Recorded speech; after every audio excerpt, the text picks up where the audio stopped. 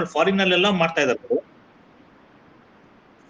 ಹಾಗಾಗಿ ಅದು ಮತ್ತೆ ಅದಲ್ಲದೆ ಒಂದು 250 ಜನಕ್ಕೆ ಎಂಪ್ಲಾಯೀಸ್ಗಳಿಗೆಲ್ಲ ಕೆಲಸ ಕೊಟ್ಟಿದ್ದಾರೆ ಅವರು. ಸೊ ನಮ್ಮ ಒಂದು ಜನಾಂಗದ ಒಂದು ಆ ಒಂದು ಇದು ಬಂದಿರೋದ್ರಿಂದ ಏನೋ ಅಷ್ಟು ಕೊಟ್ಟಿರೋದ್ರಿಂದ ನಮ್ಗೆಲ್ಲರೂ ಒಂದು ಸಂತೋಷ. ಇವ್ರು ಹೀಗೆ ಚೆನ್ನಾಗಿ ಮುಂದುವರೆದಿ ಇನ್ನೂ ಚೆನ್ನಾಗಿ ಇನ್ನೂ ಹೆಚ್ಚಿನ ಪರವಾಗಿ ನಾವೆಲ್ಲ ಸಪೋರ್ಟ್ ಮಾಡಿ ಅಟ್ಲೀಸ್ಟ್ ಅವ್ರ ಕಡೆ ಇನ್ನೂ ಇದಾದ್ರೆ ಮೇಲೆ ಬಂದ್ರೆ ಒಂದು ಇನ್ನೂ ಜಾಸ್ತಿ ಜನಕ್ಕೆ ಅವರು ಉದ್ಯೋಗ ಕೊಡೋ ಅವಕಾಶ ಸಿಗುತ್ತೆ. ನಮ್ಮ ಜನಾಂಗಗಳಿಗೆ ಇನ್ನೂ ಸ್ವಲ್ಪ ಎಷ್ಟು ಬೇಕೋ ಅಷ್ಟು ಹೆಲ್ಪ್ ಮಾಡಕ್ಕೆ ಒಂದು ಅವಕಾಶ ಸಿಗುತ್ತೆ ಅಂತ ನಮ್ಮ ಸಂಘದಿಂದ ಆಶಿಸೋಣ. ಒಂದು ಇದರಲ್ಲಿ ಇನ್ನೊಂದೇನಪ್ಪ ಅಂದ್ರೆ ಇನ್ನೊಬ್ರು ಉಪಾಧ್ಯಕ್ಷರಾಗಿದ್ದಾರೆ ಚಂದ್ರಶೇಖರ್ ಆರ್ ಅಂತ. ಅವರು ಇವತ್ತು ಅವ್ರೇನೋ ಕಾರಣಾಂತರದಿಂದ ಅವ್ರು ಬಂದಿಲ್ಲ. ಅವರು ನಂದು ಬರ್ತಾ ಇದ್ರು. ಅವರು ಸಹ ಇಂಜಿನಿಯರ್ ಅವರು. ಸೊ ಇವಾಗ ಅವರು ಕನ್ಸ್ಟ್ರಕ್ಷನ್ ಲೈನ್ ಅಲ್ಲಿ ಮಾಡ್ತಾ ಇದ್ದಾರೆ. ಅವ್ರೇನೋ ಕಾರಣದಿಂದ ಬಂದಿಲ್ಲ ಅವ್ರು ಅಷ್ಟೇ. ಹಾಗೆ ನೆಕ್ಸ್ಟ್ ಪ್ರದೀಪ್ ಅಂತ ಅವರು ಉಪಾಧ್ಯಕ್ಷರು ಈಗ ಲೈನ್ ಅಲ್ಲಿ ಇದಾರೆ. ಅವರು ಇದರಲ್ಲಿ ಇದ್ದಾರೆ. ಅವರು ವರ್ಕ್ ಮಾಡ್ತಿದ್ದಾರೆ ಅದರಲ್ಲಿ ಬಾಸ್ ಅಲ್ಲಿ ಅವರು ವರ್ಕ್ ಮಾಡ್ತಾ ಇದ್ದಾರೆ. ಸೊ ಹಾಗೆ ನೆಕ್ಸ್ಟ್ ಬಂದು ಇವರು ಯಾರು ದಶರಥ ಕುಂಬಾರ್ ಅಂತ ಅವರು ಪ್ರಧಾನ ಕಾರ್ಯದರ್ಶಿಗಳಾಗಿದ್ದಾರೆ ನಮ್ಮ ಸಂಘದಿಂದ.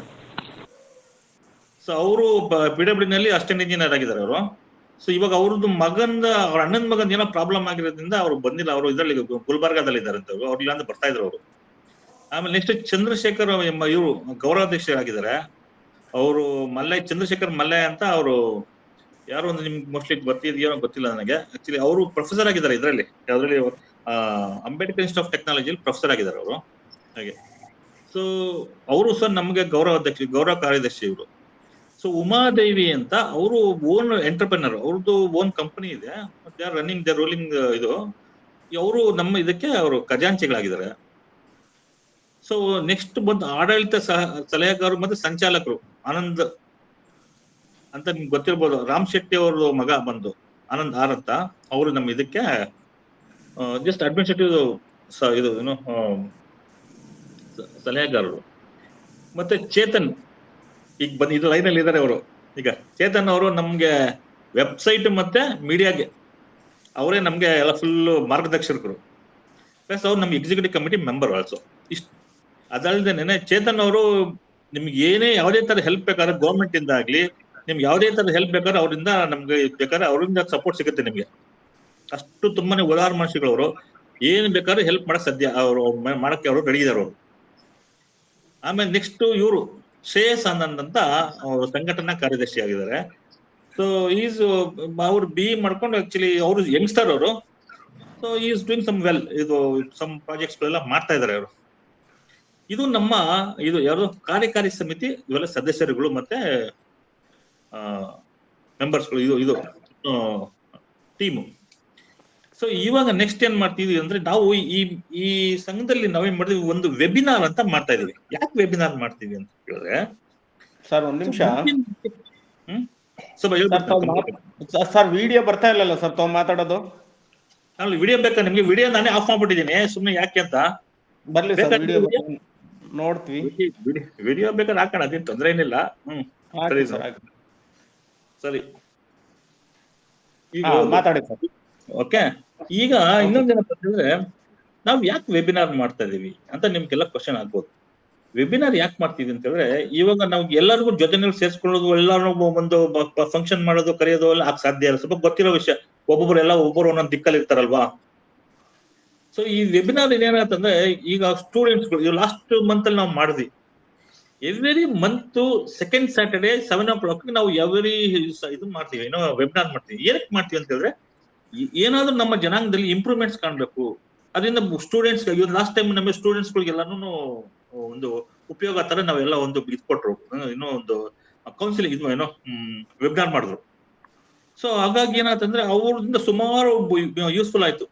ಅಂದ್ರೆ ಈ ಸ್ಟೂಡೆಂಟ್ಸ್ಗಳಿಗೆ ಹೆಂಗೆ ನೆಕ್ಸ್ಟ್ ಯಾವ ರೀತಿ ಮಾಡ್ಬೇಕು, ಹೆಂಗೆ ನಾವು ಓದ್ಬೇಕು, ಯಾವ ರೀತಿ ಓದಿ ಅವ್ರು ಹೆಂಗ್ ಮೇಲೆ ಬರ್ಬೇಕು, ಬಟ್ ಏನು ಓದ್ಬೇಕು ಅಂತ ಗೊತ್ತಿರಲ್ಲ. ಹಾಗಿದ್ದೆಲ್ಲ ಅವ್ರು ಎಕ್ಸ್ಪ್ಲೇನ್ ಮಾಡಿ ಹೇಳಿದ್ದಾರೆ. ಅವ್ರಿಗೆ ನಾವು ಕ್ಲಾರಿಟಿ ಬಂದಿದೆ. ಈಗ ನೆಕ್ಸ್ಟ್ ಏನಪ್ಪಾ ಅಂತ ಹೇಳಿದ್ರೆ ಇವಾಗ ನೆಕ್ಸ್ಟ್ ಇವತ್ತು ಮಾಡ್ತಾ ಇರೋದು ಎಕ್ಸಲೆನ್ಸ್ ಇನ್ ಕೆರಿಯರ್.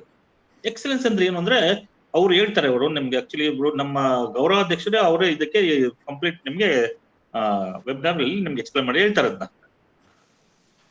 ನಾನು ಜಸ್ಟ್ ಬ್ರೀಫ್ ಆಗಿ ಹೇಳ್ತೀನಿ ಅಷ್ಟೇನೆ. ಎಕ್ಸಲೆನ್ಸ್ ಅಂದ್ರೆ ಇವಾಗ ಏನಾಗ್ತದೆ, ಯಾವ್ದೋ ಕಂಪ್ನಿ ಸೇರ್ಕೊಂಡಿರ್ತೀರಾ, ಹೆಂಗೆ ನೀವು ಹೇಗ್ ಕೆಲಸ ಮಾಡ್ಬೇಕು, ಯಾವ ರೀತಿ ಮೇಲೆ ಬರ್ಬೇಕು, ನಾವು ಹೆಂಗ್ ಯೂಸ್ ಮಾಡ್ಕೋತಿದೀವಿ, ಇದನ್ನ ನಾವು ಕರೆಕ್ಟ್ ಆಗಿ ಕೆಲಸ ಮಾಡ್ತಾ ಇದೀವ ಇಲ್ಲ ಅಂತ ನಿಮಗೆ ಗೊತ್ತಿರಲ್ಲ. ನೀವು ಸುಮ್ನೆ ಏನ್ ಗೊತ್ತಾ ಕಂಪ್ನಿನ ಬ್ಲೇಮ್ ಮಾಡ್ಕೊಂಡು ಹೋಗ್ತಿರ್ತೀರಾ, ಅದು ಕಂಪ್ನಿನಲ್ಲಿ ಸುಮ್ನೆ ಇದು should be win and win basis. ಕಂಪ್ನಿಗೂ ಯೂಸ್ ಆಗ್ಬೇಕು, ಬಟ್ ಅವ್ರಿಗೂ ಸಹ ನಿಮ್ಗೆ ಇದಾಗಬೇಕು, ಕನ್ವಿನ್ಸ್ ಆಗ್ಬೇಕು. ನೀವು ಮಾಡೋ ಕೆಲಸ ಹೇಗ್ ನೀವು ಕನ್ವಿನ್ಸ್ ಆಗ್ತೀವೋ ಮಾಡ್ತಾ ಹೋಗ್ತೀರ ಅನ್ನೋದ್ಮೇಲೆ ಅದನ್ನ ಅವರು ನಿಮ್ಗೆ ನೀಟಾಗಿ ಎಕ್ಸ್ಪ್ಲೇನ್ ಮಾಡಿ ಹೇಳ್ತಾರೆ ಅವರು. ಅದಾದ್ಮೇಲೆ ಏನಪ್ಪ ಅಂದ್ರೆ ನಿಮ್ಗೆ ಅದನ್ನ ನೆಕ್ಸ್ಟ್ ನೀವು ನೆಕ್ಸ್ಟ್ ನಿಮ್ಮ ಫ್ಯೂಚರ್ ಹೇಗೆ ನೀವು ಡೆವಲಪ್ ಮಾಡ್ತಾ ಹೋಗ್ಬೋದು, ನೀವು ಹೆಂಗೆ ಸ್ಟೆಬಿಲೈಸ್ ಮಾಡ್ಕೊಬಹುದು, ನಿಮ್ಮ ಇದನ್ನ ಸ್ಟ್ರೆಂತ್ ನ ಯಾವ ರೀತಿ ಮಾಡ್ಕೊಬಹುದು ಅನ್ನೋದನ್ನ ಅವ್ರು ಎಕ್ಸ್ಪ್ಲೇನ್ ಮಾಡಿ ಹೇಳ್ತಾರೆ. ಸೊ ಇವಾಗ ಮಂಜುನಾಥ್ ಅವರು ಮಾತಾಡ್ತಾರೆ, ಈಗ ಅವ್ರು ನಿಮ್ಗೆ ಎಕ್ಸ್ಪ್ಲೇನ್ ಮಾಡಿ ಹೇಳ್ತಾರೆ. ಸರ್ ಮಾತಾಡಿ sir. Okay, thank you Manjunath. Thank you all join ಆಗಿದ್ದಕ್ಕೆ ವೆಬಿನಾರ್ಗೆ. ಒಂದು ನಿಮಿಷ ನಾನು ಪ್ರೆಸೆಂಟೇಷನ್ ಶೇರ್ ಮಾಡ್ತೀನಿ.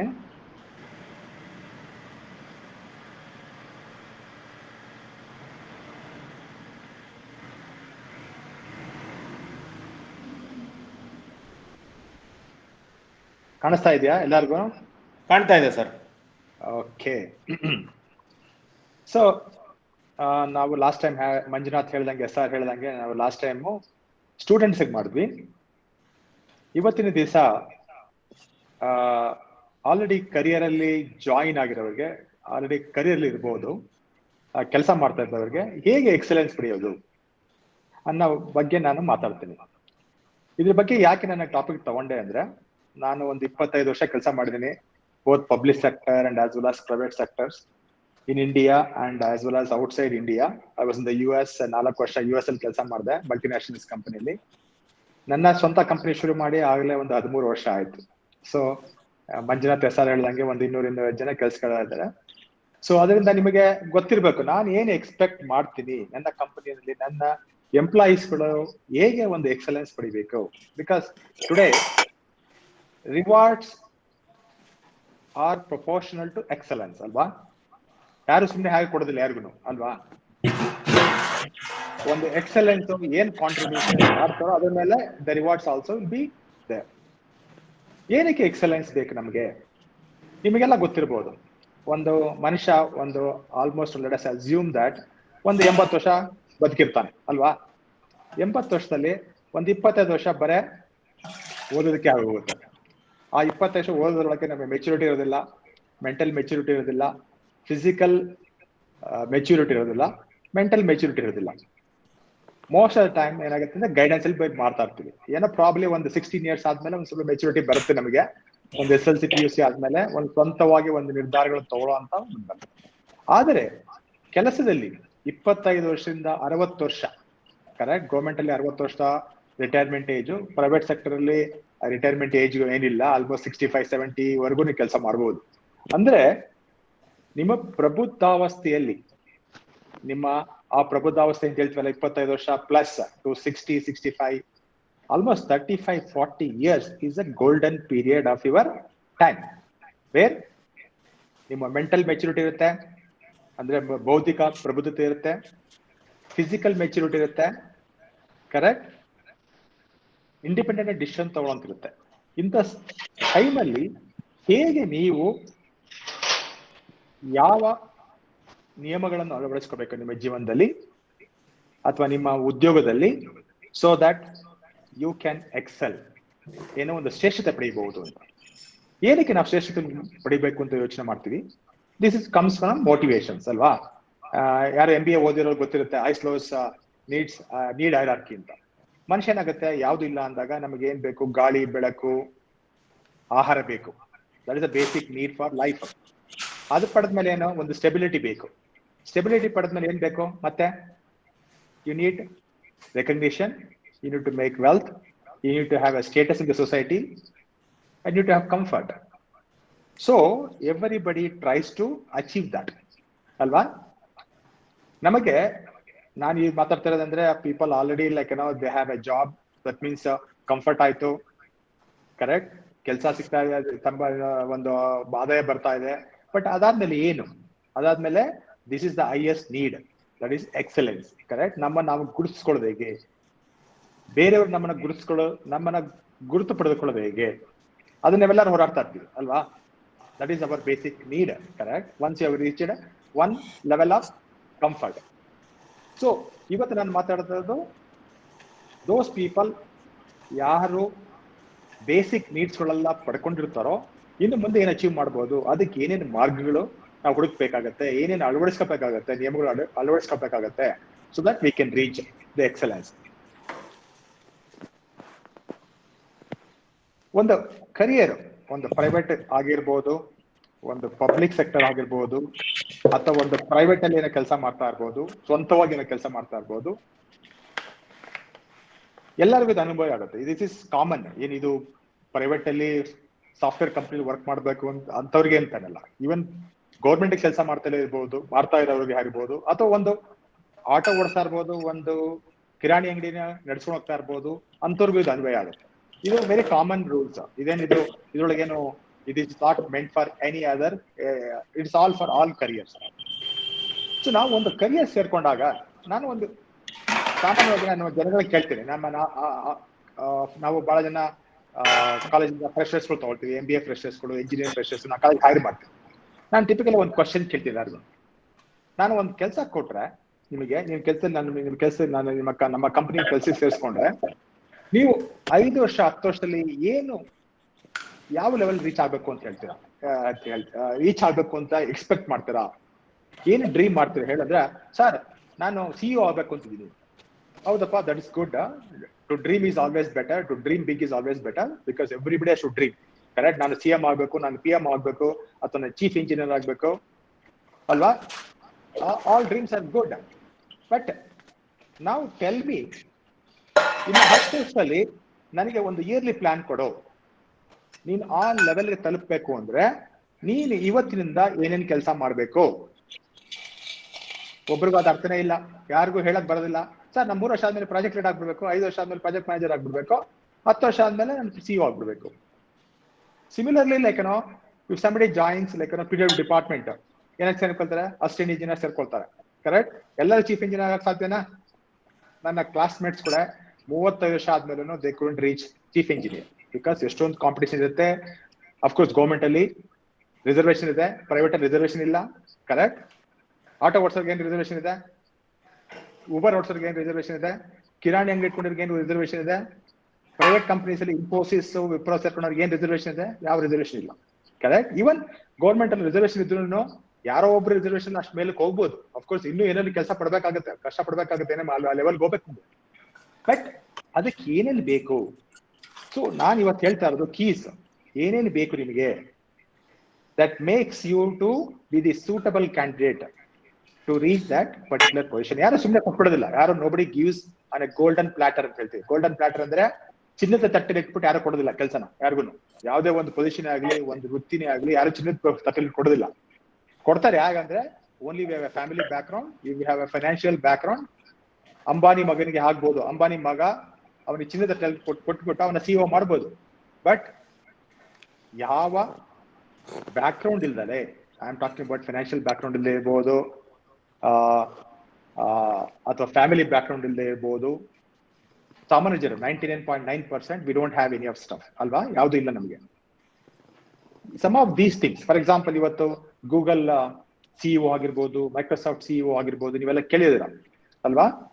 ಇಂಡಿಯನ್ಸ್ಗಳು ಅಥವಾ ಪೆಪ್ಸಿ CEO ಆಗಿರ್ಬೋದು, ಇವರೆಲ್ಲ ಹೇಗೆ ರೀಚ್ ಆಗಿದ್ರು ಆ ಪೊಸಿಷನ್ಗೆ? ಅವರಿಗೆಲ್ಲ ಯಾವ್ದು ಬ್ಯಾಕ್ ಗ್ರೌಂಡ್ ಇರಲಿಲ್ಲ.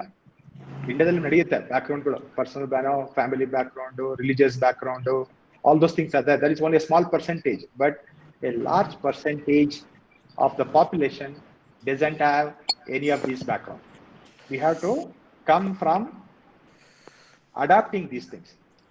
So ಪ್ರತಿಯೊಬ್ಬರನ್ನು ಗುರುತಿಸ್ಕೋಬೇಕಾದ್ರೆ ಅಂದ್ರೆ ಯಾವುದೋ ಒಂದು ಕರಿಯರ್ ಸೇರ್ಕೊಂಡ್ರೆ, ಒಂದು ಸಾಫ್ಟ್ವೇರ್ ಇಂಜಿನಿಯರ್ ಕರಿಯರ್ ಸೇರ್ಕೊಳ್ಳಿ, ಅಥವಾ ಒಂದು ಎಲೆಕ್ಟ್ರಿಕಲ್ ಇಂಜಿನಿಯರಿಂಗ್ ಕರಿಯರ್ ಸೇರ್ಕೊಳ್ಳಿ, ಅಥವಾ ಒಂದು ಸಿವಿಲ್ ಇಂಜಿನಿಯರಿಂಗ್ ಕರಿಯರ್ಗೆ ಸೇರ್ಕೊಳ್ಳಿ, ಅಥವಾ ಏನೋ ಒಂದು ಕಿರಾಣಿ ಅಂಗಡಿಯಲ್ಲಿ ಕೆಲಸ ಮಾಡೋದೇ ಆಗಲಿ, ಅಥವಾ ಒಂದು ಕಾಲ್ ಸೆಂಟರ್ ಕೆಲಸ ಮಾಡೋದೇ ಆಗಲಿ, ಏನೇನು ಅರ್ಥ ಮಾಡ್ಕೋಬೇಕು? ಫಸ್ಟ್ ನಾವೇನೇನು ಅರ್ಥ ಮಾಡ್ಕೋಬೇಕಂದ್ರೆ, ನಾನು ಈ ಹುದ್ದೆ ಸೇರ್ಕೊಂಡಾಗ ನನಗೆ ಏನು ಕರಿಯರ್ ಪಾತ್ ಇದೆ, ನಾನು ಯಾವ ಲೆವೆಲ್ಗೆ ತಲುಪಬಹುದು. ಈಗ ಫಾರ್ ಎಕ್ಸಾಂಪಲ್ PW ಡಿಪಾರ್ಟ್ಮೆಂಟ್ ಸೇರ್ಕೊಂಡ್ರೆ ನನ್ನ ಪಾತ್ ಏನು? ಇವತ್ತು ಅಸಿಸ್ಟೆಂಟ್ ಇಂಜಿನಿಯರ್ ಆಗಿದೆ, ನಾಳೆ ಅಸಿಸ್ಟೆಂಟ್ ಎಕ್ಸಿಕ್ಯೂಟಿವ್ ಇಂಜಿನಿಯರ್ ಆಗಿರ್ಬೋದು, ಎಕ್ಸಿಕ್ಯೂಟಿವ್ ಇಂಜಿನಿಯರ್ ಆಗ್ಬೋದು, ನಾಳೆ ಚೀಫ್ ಇಂಜಿನಿಯರ್ ಆಗ್ಬೋದು, ಇನ್ನು ಏನು almost you can become a chairman also, ಅಲ್ವಾ? ಸೊ ಅದು ತಿಳ್ಕೋಬೇಕು. ನೆಕ್ಸ್ಟ್, ಪ್ರತಿಯೊಂದು ಪೊಸಿಷನ್ಗೂ ಒಂದೊಂದು ಅರ್ಹತೆಗಳಂತ ಇರುತ್ತೆ. ಒಂದೊಂದು ಪ್ರಮೋಷನ್ಗೆ ಹೋಗ್ಬೇಕು ಅಂದ್ರೆ ಒಂದೊಂದು ಅರ್ಹತೆಗಳು ಬೇಕು. ಏನ್ ಅರ್ಹತೆಗಳು ಬೇಕು ಆ ಅರ್ಹತೆಗಳು ನಾವು ತಿಳ್ಕೊಬೇಕು ಇವೆಲ್ಲ. ಫಾರ್ ಎಕ್ಸಾಂಪಲ್, ನಾನು ಒಂದು ಪ್ರಾಜೆಕ್ಟ್ ಮ್ಯಾನೇಜರ್ ಆಗ್ಬೇಕು ಅಂದ್ರೆ ಏನೋ ಇಂಡಿವಿಜುವಲ್ ಕಾಂಟ್ರಿಬ್ಯೂಟರ್ ಇಂದ ಒಂದು ಟೀಮ್ ನ ಮ್ಯಾನೇಜ್ ಮಾಡಿ ಅದನ್ನ ಮ್ಯಾನೇಜ್ ಮಾಡ್ಬೇಕು ಅಂದ್ರೆ ಏನೇನ್ ರಿಕ್ವಿಸಿಟ್ ಬೇಕು? ಟೆಕ್ನಿಕಲ್ ಸ್ಕಿಲ್ಸ್ ಒಂದು, ಅಂದ್ರೆ ನಾವು ಮಾಡಿದ್ರ ಟೆಕ್ನಾಲಜಿ ಏನಿರುತ್ತೋ ಅದ್ರ ಒಂದು ಟೆಕ್ನಿಕಲ್ ಸ್ಕಿಲ್ಸ್ ಬೇಕು. ಆಮೇಲೆ ಅದ ಡೊಮೈನ್ ಸ್ಕಿಲ್ಸ್ ಅಂತ. ಡೊಮೈನ್ ಅಂದ್ರೆ ಆ ಪರ್ಟಿಕ್ಯುಲರ್ ಇಂಡಸ್ಟ್ರಿ, ಆ ಪರ್ಟಿಕ್ಯುಲರ್ ಏನ್ ಹೇಳ್ತೀವಿ ಒಂದು ಫಾರ್ ಎಕ್ಸಾಂಪಲ್ ಸಿವಿಲ್ ಅಂತ ಅದೊಂದು ಪರ್ಟಿಕ್ಯುಲರ್ ಡೊಮೈನ್. ಇಲ್ಲಿ ಸಿವಿಲ್ ಎಷ್ಟೊಂದು ಇರುತ್ತೆ, ರೋಡ್ ಕನ್ಸ್ಟ್ರಕ್ಷನ್ ಇರ್ಬೋದು ಅದೊಂದು ಡೊಮೈನು, ಬಿಲ್ಡಿಂಗ್ ಕನ್ಸ್ಟ್ರಕ್ಷನ್ ಇರ್ಬೋದು ಅದೇ ಒಂದು ಡೊಮೈನು, ಲಾರ್ಜ್ ಪ್ರಾಜೆಕ್ಟ್ಸ್ ಇರ್ಬೋದು ಅದೇ ಒಂದು ಡೊಮೈನು, ಅಥವಾ ಪವರ್ ಪ್ಲಾಂಟ್ಸ್ ಅಥವಾ hydroelectric power station, thermal power stations ಅದೇ ಒಂದು ಡೊಮೈನು. ಅದ್ರ ಬಗ್ಗೆ ತಿಳ್ಕೊಬೇಕು. ಆಮೇಲಿಂದ ಜನಗಳನ್ನ ಮ್ಯಾನೇಜ್ ಮಾಡೋ ಸ್ಕಿಲ್ಸ್ ಬರ್ಬೇಕು. ಯಾಕಂದ್ರೆ ನೀವು ಒಬ್ಬರೇ ಕೆಲಸ ಮಾಡಕ್ಕಲ್ಲ, ಒಂದೊಂದು ಕಂಪನಿಗಳಲ್ಲಿ ಒಂದೊಂದು ಜನಗಳ ಜೊತೆ ಬೆರಿಬೇಕು, ಜನಗಳ ಜೊತೆ ಮಾತಾಡ್ಬೇಕು, ಜನಗಳನ್ನ ಬೆಂಬಲ ಪಡಿಬೇಕು, ಅವ್ರಿಗೆ ನಿಮ್ಮನ್ನ ಅಕ್ಸೆಪ್ಟ್ ಮಾಡ್ಕೋಬೇಕು ಅಲ್ವಾ, ಆಸ್ ಎ ಲೀಡರ್ ಅಂತ. ಆ ಅರ್ಹತೆಗಳನ್ನ ಪಡ್ಕೋಬೇಕು. ಸೊ ಅದಕ್ಕೆ ಹೇಳಿದ್ರೆ know the requisites for each position. ಪ್ರತಿ ಹುದ್ದೆಗೆ ಅಗತ್ಯಗಳನ್ನು ತಿಳ್ಕೋಬೇಕು. ಆ ಅಗತ್ಯಗಳನ್ನು ತಿಳ್ಕೊಂಡು ಅದಕ್ಕೆ ಬೇಕಾಗಿರೋ ಸ್ಕಿಲ್ಸ್ ಈಗಲೇ ಪಡ್ಕೋಬೇಕು. So that you are ready for that particular position when that position is open up. Next, ಪ್ರತಿಯೊಂದು ಪೊಸಿಷನ್ಗೂ ಒಂದೊಂದು KPI ಅಂತ ಇರುತ್ತೆ. KPI ಅಂದ್ರೆ ಕೀ ಪರ್ಫಾರ್ಮೆನ್ಸ್ ಇಂಡಿಕೇಟರ್ ಅಂದ್ರೆ ಏನಂತೆ ರಿಸಲ್ಟ್ ಏರಿಯಾಸ್ ಅಂತ. ರಿಸಲ್ಟ್ ಏರಿಯಾಸ್ ಅಂದ್ರೆ ನಾವು ಫಾರ್ ಎಕ್ಸಾಂಪಲ್ ನಾನು ಒಂದು ಚೀಫ್ ಇಂಜಿನಿಯರ್ ಆದ್ರೆ ಒಂದು ಪ್ರಾಜೆಕ್ಟ್ ನ ಹೇಗೆ ಬಜೆಟ್ ಅಲ್ಲಿ, ಕಾಸ್ಟಿಂಗ್ ಅಲ್ಲಿ, ಆಮೇಲೆ ಏನೇನು ಇರುತ್ತೆ ಪರ್ಫಾರ್ಮೆನ್ಸ್ ಇಂಡಿಕೇಟರ್ಸ್ ಅದ್ರ ಮೂಲಕ ಮಾಡಿ. ಇವಾಗ ಫಾರ್ ಎಕ್ಸಾಂಪಲ್ ನಾನು CEO ಆಫ್ ದ ಕಂಪನಿ, ನನ್ನ ಪರ್ಫಾರ್ಮೆನ್ಸ್ ಇಂಡಿಕೇಟರ್ಸ್ ಏನು? ನಾನು ನನ್ನ ಕಂಪನಿಗಳಲ್ಲಿ ಎಂಪ್ಲಾಯಿ ಸ್ಯಾಟಿಸ್ಫ್ಯಾಕ್ಷನ್ ನೋಡ್ಕೋಬೇಕು, that is A key performance indication. Motivation ಇರಬೇಕು, ಮ್ಯಾನೇಜ್ ಟೀಮ್ಗಳ ಪ್ರತಿಯೊಂದನ್ನ ಪರ್ಫಾರ್ಮ್ ಮಾಡ್ತಾರೆ ಅಂತ ನೋಡ್ಕೋಬೇಕು, ಪ್ರಾಜೆಕ್ಟ್ ಡೆಲಿವರಿ ಆಗ್ತಾ ಇದೆ ನೋಡ್ಕೋಬೇಕು, ಕರೆಕ್ಟ್ ಟೈಮ್ ಪ್ರಕಾರವಾಗಿ, ಕಾಸ್ಟ್ ಪ್ರಕಾರವಾಗಿ ನಾವು ಡೆಲಿವರಿ ಮಾಡ್ತಾ ನೋಡ್ಕೋಬೇಕು. Because every company or any project is supposed to deliver within the budget, correct? ಅದು ಬಜೆಟ್ ಓವರ್ಶೂಟ್ ಆಗಬಾರ್ದು. And of course profitability we have to manage, correct? So ಇದು ತಿಳ್ಕೊಂಡಿರ್ಬೇಕು ಹೇಗೆ ಮ್ಯಾನೇಜ್ ಮಾಡಬೇಕು. ಪ್ರತಿಯೊಂದು ಪೊಸಿಷನ್ಗೂ ಒಂದು KPIs ಅಂತ ಇರುತ್ತೆ, correct? For example even government companies ಇರ್ಬೋದು, ಬಟ್ ಒಂದೊಂದು ಕಂಪ್ನಿಗಳೊಂದು ಅಪ್ರೈಸ್ ಅಂತ ಇರುತ್ತೆ. ಅಪ್ರೈಸ್ ಅಲ್ಲಿ ಒಂದು 5-6 ಇರುತ್ತೆ ಫ್ಯಾಕ್ಟರ್ಸ್ಗಳು. ಅವೆಲ್ಲ ಮೊದಲೇ ಹೇಳ್ಬಿಡ್ತಾರೆ, ಇದರೊಳಗೆ ಈ ತರ ಡೆಲಿವರ್ ಮಾಡಬೇಕು, delivery on time, delivery on quality, ಆ ತರ ಇರುತ್ತೆ. ಸೊ ಅದನ್ನ ತಿಳ್ಕೋಬೇಕು. So that you have to deliver those KPIs. Without delivering no you cannot ask for any other position, correct? Then focus and priority, I will go to that. ನಿಮ್ಮ focus ಮತ್ತೆ priority ಏನಿರ್ಬೇಕು. ಆಮೇಲೆ always like you will measured on results. ಯಾರು results ಯಾರು ಮಾಡೋಕ್ಕಾಗಲ್ಲ. For example ಇವನ್ ಒಬ್ಬ CM ಆಗ್ಬೇಕು ಅಂದ್ರೂ ಅವನು ರಿಸಲ್ಟ್ ಡೆಲಿವರ್ ಮಾಡಬೇಕು. ಇವಾಗ ಮೋದಿ PM ಆಗ್ಬೇಕಂದ್ರೆ ಮೋದಿ ಅಷ್ಟು deliver results. Last year elections ಅಲ್ಲಿ, ಈ ಇಯರ್ ಎಲೆಕ್ಷನ್ ಅಲ್ಲಿ ಎಷ್ಟು ಸೀಟ್ ಗೆದ್ರು ಪ್ರತಿಯೊಂದು ಅಸೆಂಬ್ಲಿ ಏರಿಯಾಗಳಲ್ಲಿ ಅಥವಾ ಸ್ಟೇಟ್ ಅಲ್ಲಿ ಅಥವಾ ಇದರೊಳಗೆ you have to see if is not able to deliver, nobody is going to consider him as a leader ಅಲ್ವಾ? And then power of networking. Networking ಶಕ್ತಿ ಅಂದ್ರೆ ಏನು? ವಿ ಹ್ಯಾವ್ ಟು ವರ್ಕ್ with others, because you know that today career is a group of people working for a common cause. When the company agirli, ಒಂದು ಸಂಸ್ಥೆ ಆಗಿರ್ಲಿ, ಒಂದು ಗೌರ್ಮೆಂಟ್ ಆಗಿರ್ಲಿ, ಎಲ್ಲ it's a group of people.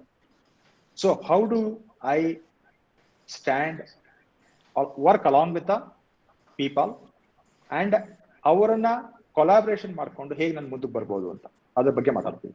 And you also stand out from the crowd. ನಿಮ್ಮ ಜನರು recognise ಮಾಡಬೇಕು ಹೇಗೆ ಅಂತ. ಆಮೇಲೆ ಚೇಂಜ್ಗಳು ಇವಾಗ ಗೊತ್ತಿರ್ಬೇಕು ನಿಮ್ಗೆ, ಚೇಂಜ್ ಕಾನ್ಸ್ಟೆಂಟ್ ಚೇಂಜ್ಗಳಿದೆ, ಕರೆಕ್ಟ್? ನಮಗೆ ಯಾರು ಗೊತ್ತಿರಲಿಲ್ಲ 2 ವರ್ಷದಿಂದ ಈ ತರ ಒಂದು ಕೋವಿಡ್ ಅಂತ ಪ್ಯಾಂಡಮಿಕ್ ಬರುತ್ತೆ ಅಂತ ಯಾರಿಗೂ ಗೊತ್ತಿರಲಿಲ್ಲ. ಬಟ್ ಯಾರು ಎಷ್ಟು ಬೇಗ ಅಡಾಪ್ಟ್ ಮಾಡ್ಕೊಂಡ್ರು ಆ ಚೇಂಜ್ ನ, to work from home, to work in remotely and then deliver. ಯಾರು ಎಂಬ್ರೇಸ್ ಮಾಡ್ಕೊಳ್ಳಿಲ್ವೋ ದೇ ಲಾಸ್ಟ್ ಔಟ್, ಕರೆಕ್ಟ್? ಅವ್ರ ಜಾಬ್ಗಳು ಆಯ್ತು ಅಥವಾ ಇನ್ನೇನು ಪ್ರಾಬ್ಲಮ್ಗಳಾಯ್ತು, correct? And then this a constant. 35 years 40 years of career is not one. ನಿನ್ನೆ ಕಲ್ತಿದ್ ವಿದ್ಯೆ ಇವತ್ತು ಉಪಯೋಗ ಆಗಲ್ಲ. Okay, everybody has to constantly sharpen their skills. And of course you have to have a strong personal foundation. I will talk about what's personal foundation, basic values, ethics, all the stuff. Okay, focus and priority ಅಂದ್ರೆ ಏನು? ಒಂದು ಕೆಲಸದಲ್ಲಿ ಎಷ್ಟೊಂದು ಕೆಲಸಗಳು ಇರ್ತವೆ every day. ಇವಾಗ ಒಂದು ಕಿರಾಣಿ ಅಂಗಡಿಯಲ್ಲಿ ಕೆಲಸ ಮಾಡೋರು ತಗೊಳ್ಳೋಣ. ಒಂದು ಕಿರಾಣಿ ಅಂಗಡಿ ಹೋದಾಗ ನಾವು ಕುಂತ್ಕೊಂಡಾಗ, ಗಲ್ಲದ ಮೇಲೆ ಕುಂತ್ಕೊಂಡಾಗ ಏನು ಕೆಲಸ ಮಾಡ್ಬೇಕು ಅವತ್ತು ಅವ್ರ ಅರ್ಥ ಮಾಡ್ಕೋ. ಏನು ಪ್ರಯಾರಿಟಿ, ಯಾವ್ದು ಪ್ರಯಾರಿಟಿ ಇದೆ ಕೆಲಸ ಅಂದ್ರೆ, ಯಾವ್ದು ತುರ್ತು ಕೆಲಸ ಇದೆ, ಯಾವ್ದು ಅರ್ಜೆಂಟ್ ಕೆಲಸ ಇದೆ, ಅದನ್ನ ಫಸ್ಟ್ ಮುಗಿಸ್ಬೇಕು. ಯಾಕಂದ್ರೆ ಇವತ್ತು ನಾವು ಮಾಡ್ಲಿಲ್ಲ ಅಂದ್ರೆ ಅದು ನಾಳೆ become an issue. For example, ಯಾರಿಗೋ ಒಂದು ಐಟಮ್ಸ್ ಆರ್ಡರ್ ಮಾಡ್ಬೇಕಾಗಿತ್ತು. ಇವತ್ತು ನಾನು ಒಂದು ಫಾಸ್ಟ್ ಮೂವಿಂಗ್ ಐಟಮ್ ನನ್ನ ಅಂಗಡಿಲಿ ಇಲ್ಲ, ಇನ್ನೇನು ಆಗೋಗ್ತಾ ಇದೆ. ಇವತ್ತು ನಾನು ರೀಪ್ಲೆನಿಶ್ ಮಾಡಲಿಲ್ಲ ಅಂದ್ರೆ, ಅದನ್ನ ಸ್ಟಾಕ್ ಮಾಡಲಿಲ್ಲ ಅಂದ್ರೆ, ನಾಳೆ ಬರೋ ಕಸ್ಟಮರ್ಸ್ಗೆ ನಾನು ನೋ ಅಂತ ಹೇಳ್ಬೇಕು. So that is the most important thing that have to do, correct? And it may be a high cost item also, because there is a big margin. ಅದಕ್ಕೆ ಜಾಸ್ತಿ ಆದಾಯ ಇರುತ್ತೆ ಅಂತದ್ದು ನಾನು ಮಾಡ್ಕೋಬೇಕು, correct?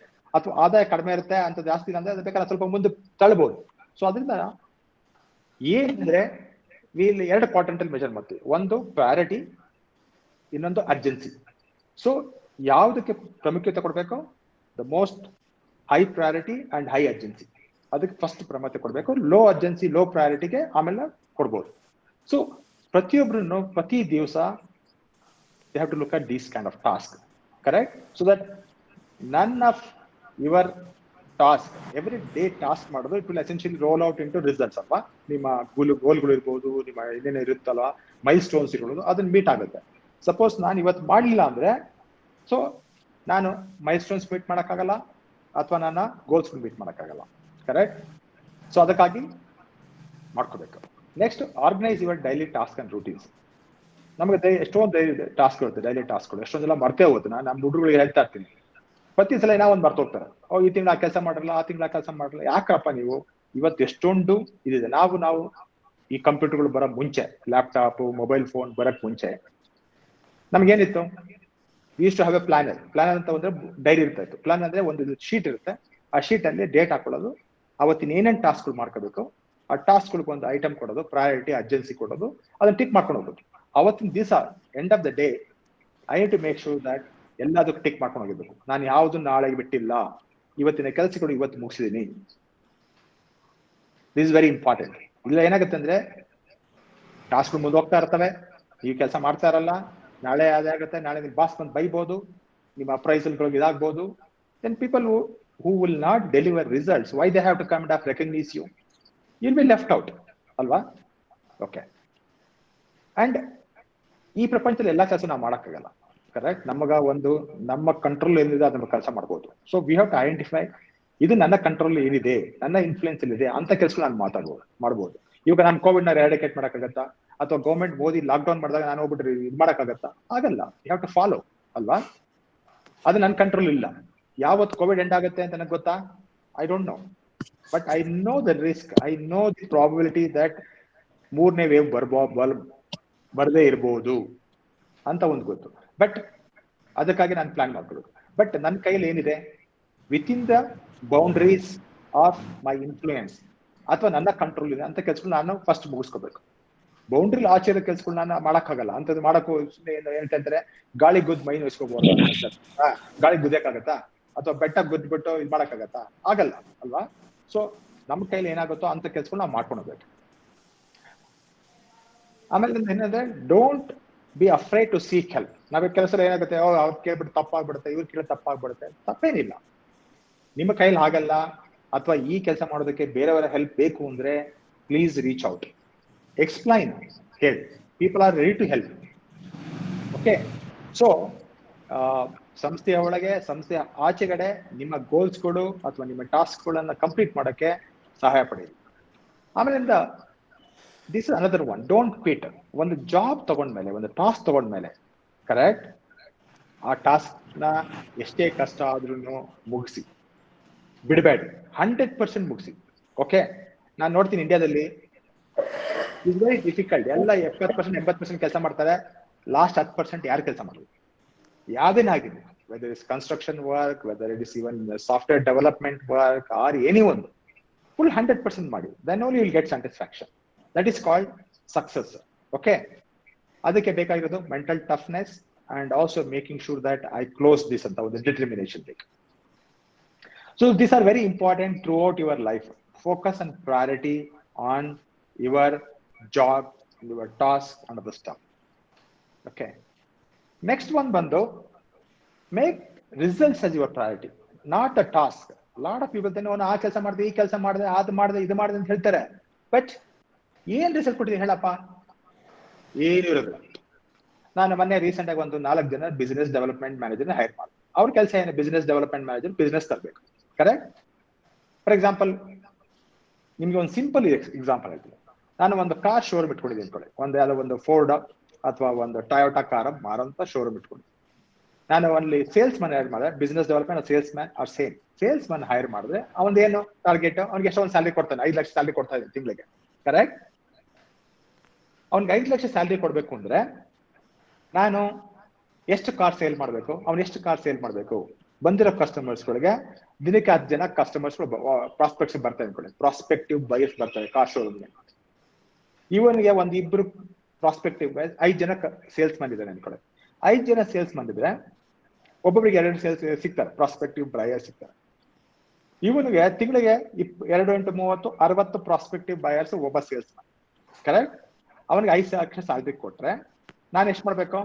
Was the owner of the showroom, I should at least make twice that profit. Correct? Let us assume ಒಂದು car sale ಮಾಡಿದ್ರೆ 10 ಲಕ್ಷದ ಕಾರ್ ಸೇಲ್ ಮಾಡಿದ್ರೆ let us assume that I will get about ಒಂದು 50,000 ರೂಪಾಯಿ ಸಿಗುತ್ತೆ ಅನ್ಕೊಳ್ಳೋಣ.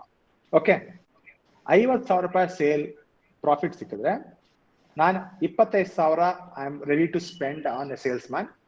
Correct? ಅವನು 20 car sale ಮಾಡಬೇಕು. Correct? So that I break even. Correct? So that ಅವನ ಸ್ಯಾಲ್ರಿ ಅವನ ಪಡ್ಕೋಬಹುದು. ಕರೆಕ್ಟ್? ಇನ್ನು 25 ನಾನು ಜಬ್ ಹಿಡ್ಕೋಬಹುದು. ಕರೆಕ್ಟ್? 20 ಮಿನಿಮಮ್ 20 ಕಾರ್ ಸೇಲ್ ಮಾಡಬೇಕು. ಅವನಿಗೆ 60 ನಾನು ಪ್ರಾಸ್ಪೆಕ್ಟಿವ್ ಬಯರ್ಸ್ ಕೊಟ್ಟಿದ್ದೀನಿ. ಸೊ ನಾವು ಯು ಥಿಂಕ್ ಅಬೌಟ್ ಅವನ್ ಏನ್ ಮೆಜರ್ ಮಾಡ್ತಾನೆ? This sales guy has to make results as his priority. ನಾ 60 ಜನ ಮಾತಾಡ 100 ಜನ ಮಾತಾಡದೆ, it's no use to me. Correct? No use to to the owner of the company. Correct? Owner of the showroom. So ಅದಕ್ಕೆ ಒಂದು ಹಾಕಿದ್ದೀನಿ ನೋಡಿ. Elon Musk ನಿಮ್ಗೆಲ್ಲ ಗೊತ್ತಿರ್ಬೋದು. ಐ ಥಿಂಕ್ ಅವನು briefly it has become the world most highest billionaire. ಒಂದು almost $295 billion ಹೋಗಿದ್ದ. ಈಗ ಸ್ವಲ್ಪ ಕೆಳಗೆ ಬಂದಿದ್ದಾನೆ. Is may be number 2 or something. In just last 2 years he's become the richest billionaire on the earth. ಏನ್ ಅವನ resume ನೋಡಿದಿರಾ? ಅವ್ನ ರೆಸ್ಯೂಮೆ ನೋಡಿದ್ರೆ ಏನ್ ಹಾಕೊಂಡಿದ್ದಾನೆ? ನಾನು ಅಲ್ಲೋದ್ದೆ ಇಲ್ಲೋದ್ದೆ ಏನಿಲ್ಲ. Look at his resume. ಯಾವ್ದು? ಟೆಸ್ಲಾ ನೋಡಿ. On Tesla is the electric car company that he has built. He is taking a zero salary in the company. ಅಂದ್ರೆ ಏನು? 1 ಪೈಸಾ ತಗೊಳ್ಳಲ್ಲ, ಸ್ಯಾಲರಿ ತಗೊಳ್ಳಲ್ಲ. ಅವನ ಸ್ಯಾಲರಿ ಏನು? ಬರೀ stock options. And the stock options are awarded based on the milestones that he delivers to the company, based on the results that he achieves to the company. He is a perfect example of rewards to results. ಈ result ಕೊಡೋ, ಈ reward ತಗೋ. For example, ನಾನು coming back to simple example of the salesman. 5 lakh ನಾನು ಅವನು ಸಂಪಾದನೆ ಮಾಡಿದೆ. ಅವನು 20 ಕಾರ್ ಸೇಲ್ ಮಾಡಿದ್ರೆ 5 ಲಕ್ಷ ಬಂತು. 40 ಕಾರ್ಗಳು, suppose if is a top achiever or top salesman, ಅವನು ತಿಂಗಳಿಗೆ 40 ಕಾರ್ ಸೇಲ್ ಮಾಡ್ತಾನೆ ಅಂದ್ರೆ is boss is going to make entire profit and 20 other additional cars, which is 20 multiplied by 50,000. 10 lakh sale ಮಾಡಿದ್ರೆ ಆ car showroom owner will be very happy to give additional incentive. ತಗೋ, 1 ಲಕ್ಷ ತಗೋ salary ಮೇಲೆ ತಿಂಗಳಿಗೆ. Okay, so 5 lakh fix salary plus 10 lakh variable if he sells more than additional another 20 cars. That's what Tesla CEO ಮಾಡಿರೋದು. ಇವತ್ತು ಅವನು ಅಷ್ಟು $1 billion ಆಗಿರೋದಕ್ಕೆ ಕಾರಣ ಏನಂದ್ರೆ, ಬಿಕಾಸ್ ಅವ್ನು ನೋಡಿ, ಅವನು ಏನ್ ಹಾಕಿದಾನೆ? 2004 to present global sales passed 250,000 units in September 2017. ಈ ಟಾರ್ಗೆಟ್ ಹಾಕಿದ. ನಾನು 2.5 ಲಕ್ಷ ಕಾರ್ಗಳನ್ನ ಸೆಪ್ಟೆಂಬರ್ 2017 ಒಳಗೆ ನಾನು ಸೇಲ್ ಮಾಡ್ತೀನಿ. ಇಷ್ಟು ಮಾಡಿದ್ರೆ ನಿಮಗೆ ಇಷ್ಟು 1 million ಸ್ಟಾಕ್ಸ್ ಗಳು ನಿಮಗೆ ಕೊಡ್ತೀವಿ. 10 ಲಕ್ಷ ಸ್ಟಾಕ್ಸ್ ಕೊಡ್ತೀವಿ. Customer satisfaction survey. So these are the things that everybody looks everywhere. Government ಕೆಲಸನ ಆಗಿರ್ಬೋದು, ಪ್ರೈವೇಟ್ ಕೆಲಸನ ಆಗಿರ್ಬೋದು, ನಿಮ್ಮ ಇಂಡಿಪೆಂಡೆಂಟ್ ಕೆಲಸನ ಆಗಿರ್ಬೋದು, correct? So make results your top priority. So ಅದಕ್ಕೇನ್ ಮಾಡ್ಬೇಕು? Define clear measures of success and a plan to achieve that. ನಿಮ್ಮ ಕ್ಲಿಯರ್ ಮೆಜರ್ಸ್, ಕ್ವಾಂಟಿಫೈಬಲ್ ಮೆಜರ್ಸ್ ಅಂತ ಹೇಳ್ತೀವಿ. ಕ್ವಾಂಟಿಫೈಬಲ್ ಮೆಜರ್ಸ್ ಅಂದ್ರೆ ನಂಬರ್ಗಳು, 1, 2, 3 ಅಂತ ಹೇಳ್ಬೇಕು. ಪ್ರತಿಯೊಂದಕ್ಕೂ ಒಂದು ನಂಬರ್ ಇರಬೇಕು. ಸುಮ್ನೆ ಕ್ವಾಲಿಟೇಟಿವ್ ಹೇಳ್ಬಾರ್ದು, ಅಷ್ಟು ಮಾಡ್ತೀನಿ, ಇಷ್ಟು ಮಾಡ್ತೀನಿ, ಬೆಸ್ಟ್ ಮಾಡ್ತೀನಿ. Qualitative words, best, all of things doesn't matter in companies or anywhere. ನಂಬರ್ಗಳು ಇರಬೇಕು. ಓಕೆ, ನಾನು 31 ಮಾರ್ಚ್ 2022 ನನ್ನ ಕಿರಾಣಿ ಅಂಗಡಿಯಲ್ಲಿ ದಿವಸಕ್ಕೆ 1 ಲಕ್ಷ ಸೇಲ್ಸ್ ಮಾಡ್ತೀನಿ. That is your measure to see that I have achieved that goal. Next 2023 ನಲ್ಲಿ ನಾನು 1 ಲಕ್ಷದಿಂದ 2 ಲಕ್ಷ ತಗೊಂಡು ಹೋಗ್ತೀನಿ. ಅದು ರಿಸಲ್ಟ್. ಓಕೆ, ನಾನು ಉದ್ಧಾರ ಮಾಡ್ತೀನಿ, ಅವೆಲ್ಲ they are not measures. Okay,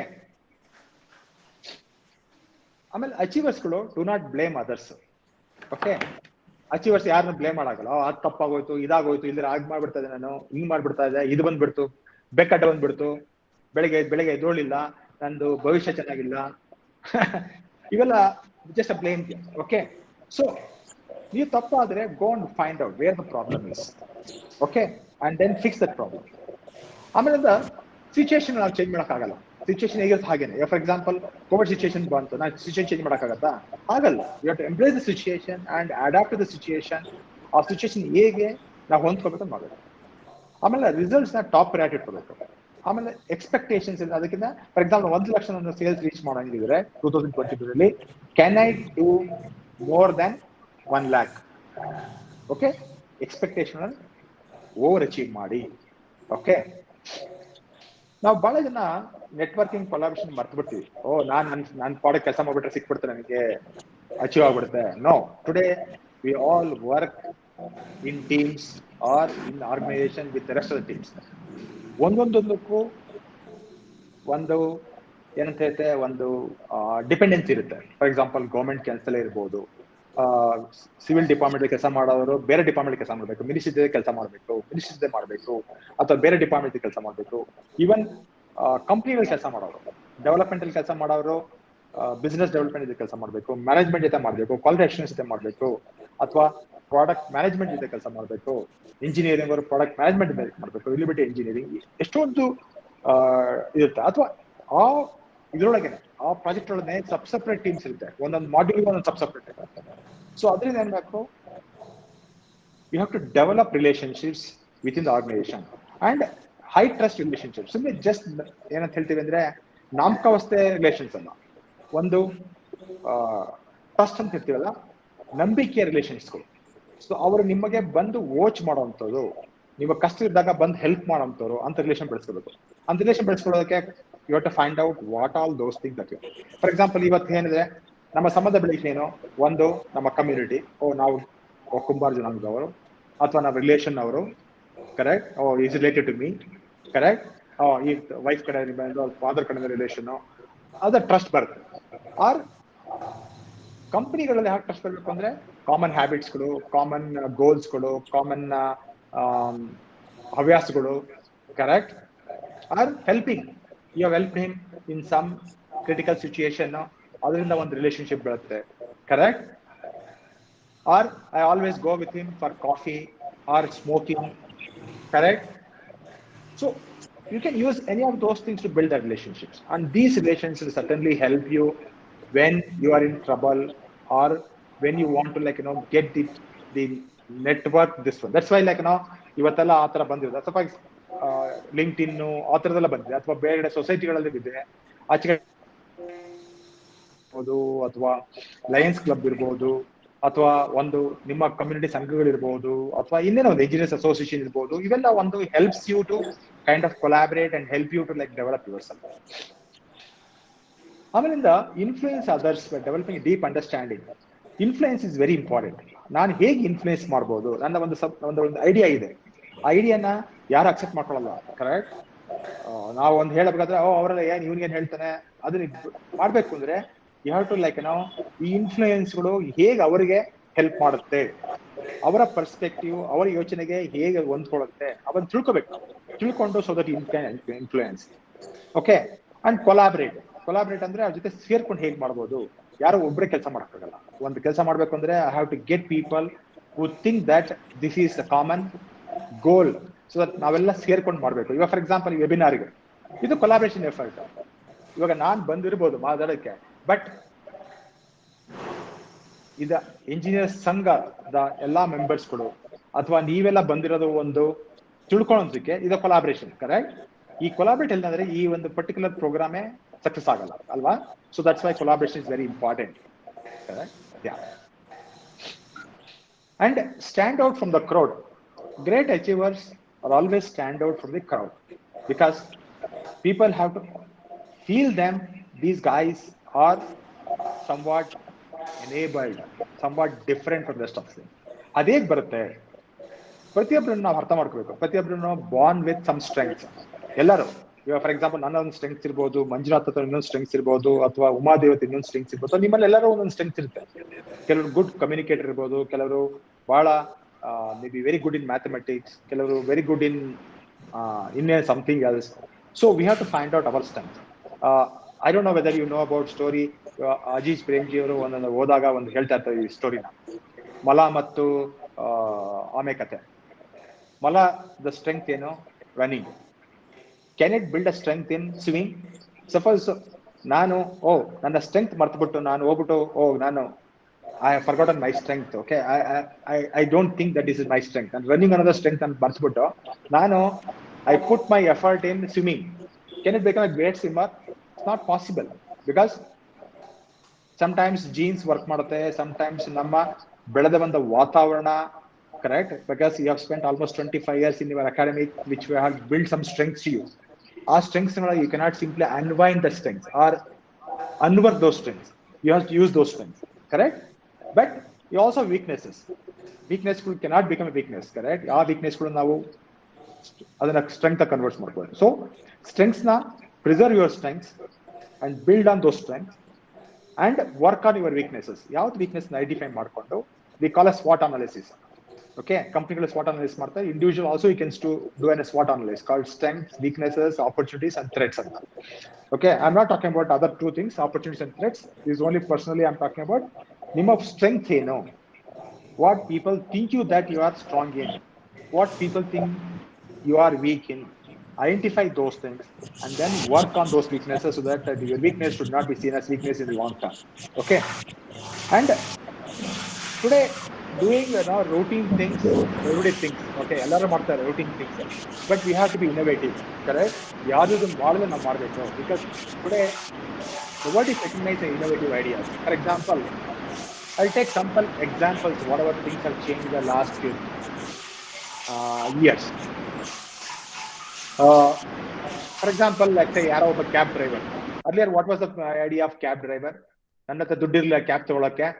So I used to go and work with someone, correct, who has a cab, take his cab, and then I used to give some money to him daily. ಎಷ್ಟೋ ಒಂದು car ನಮಗೆ I have to give 500 rupees to the owner. ಇನ್ನು ಮಿಕ್ಕಿದ ನಂದೆಲ್ಲ ನಂದೇ ದುಡ್ಡು, correct?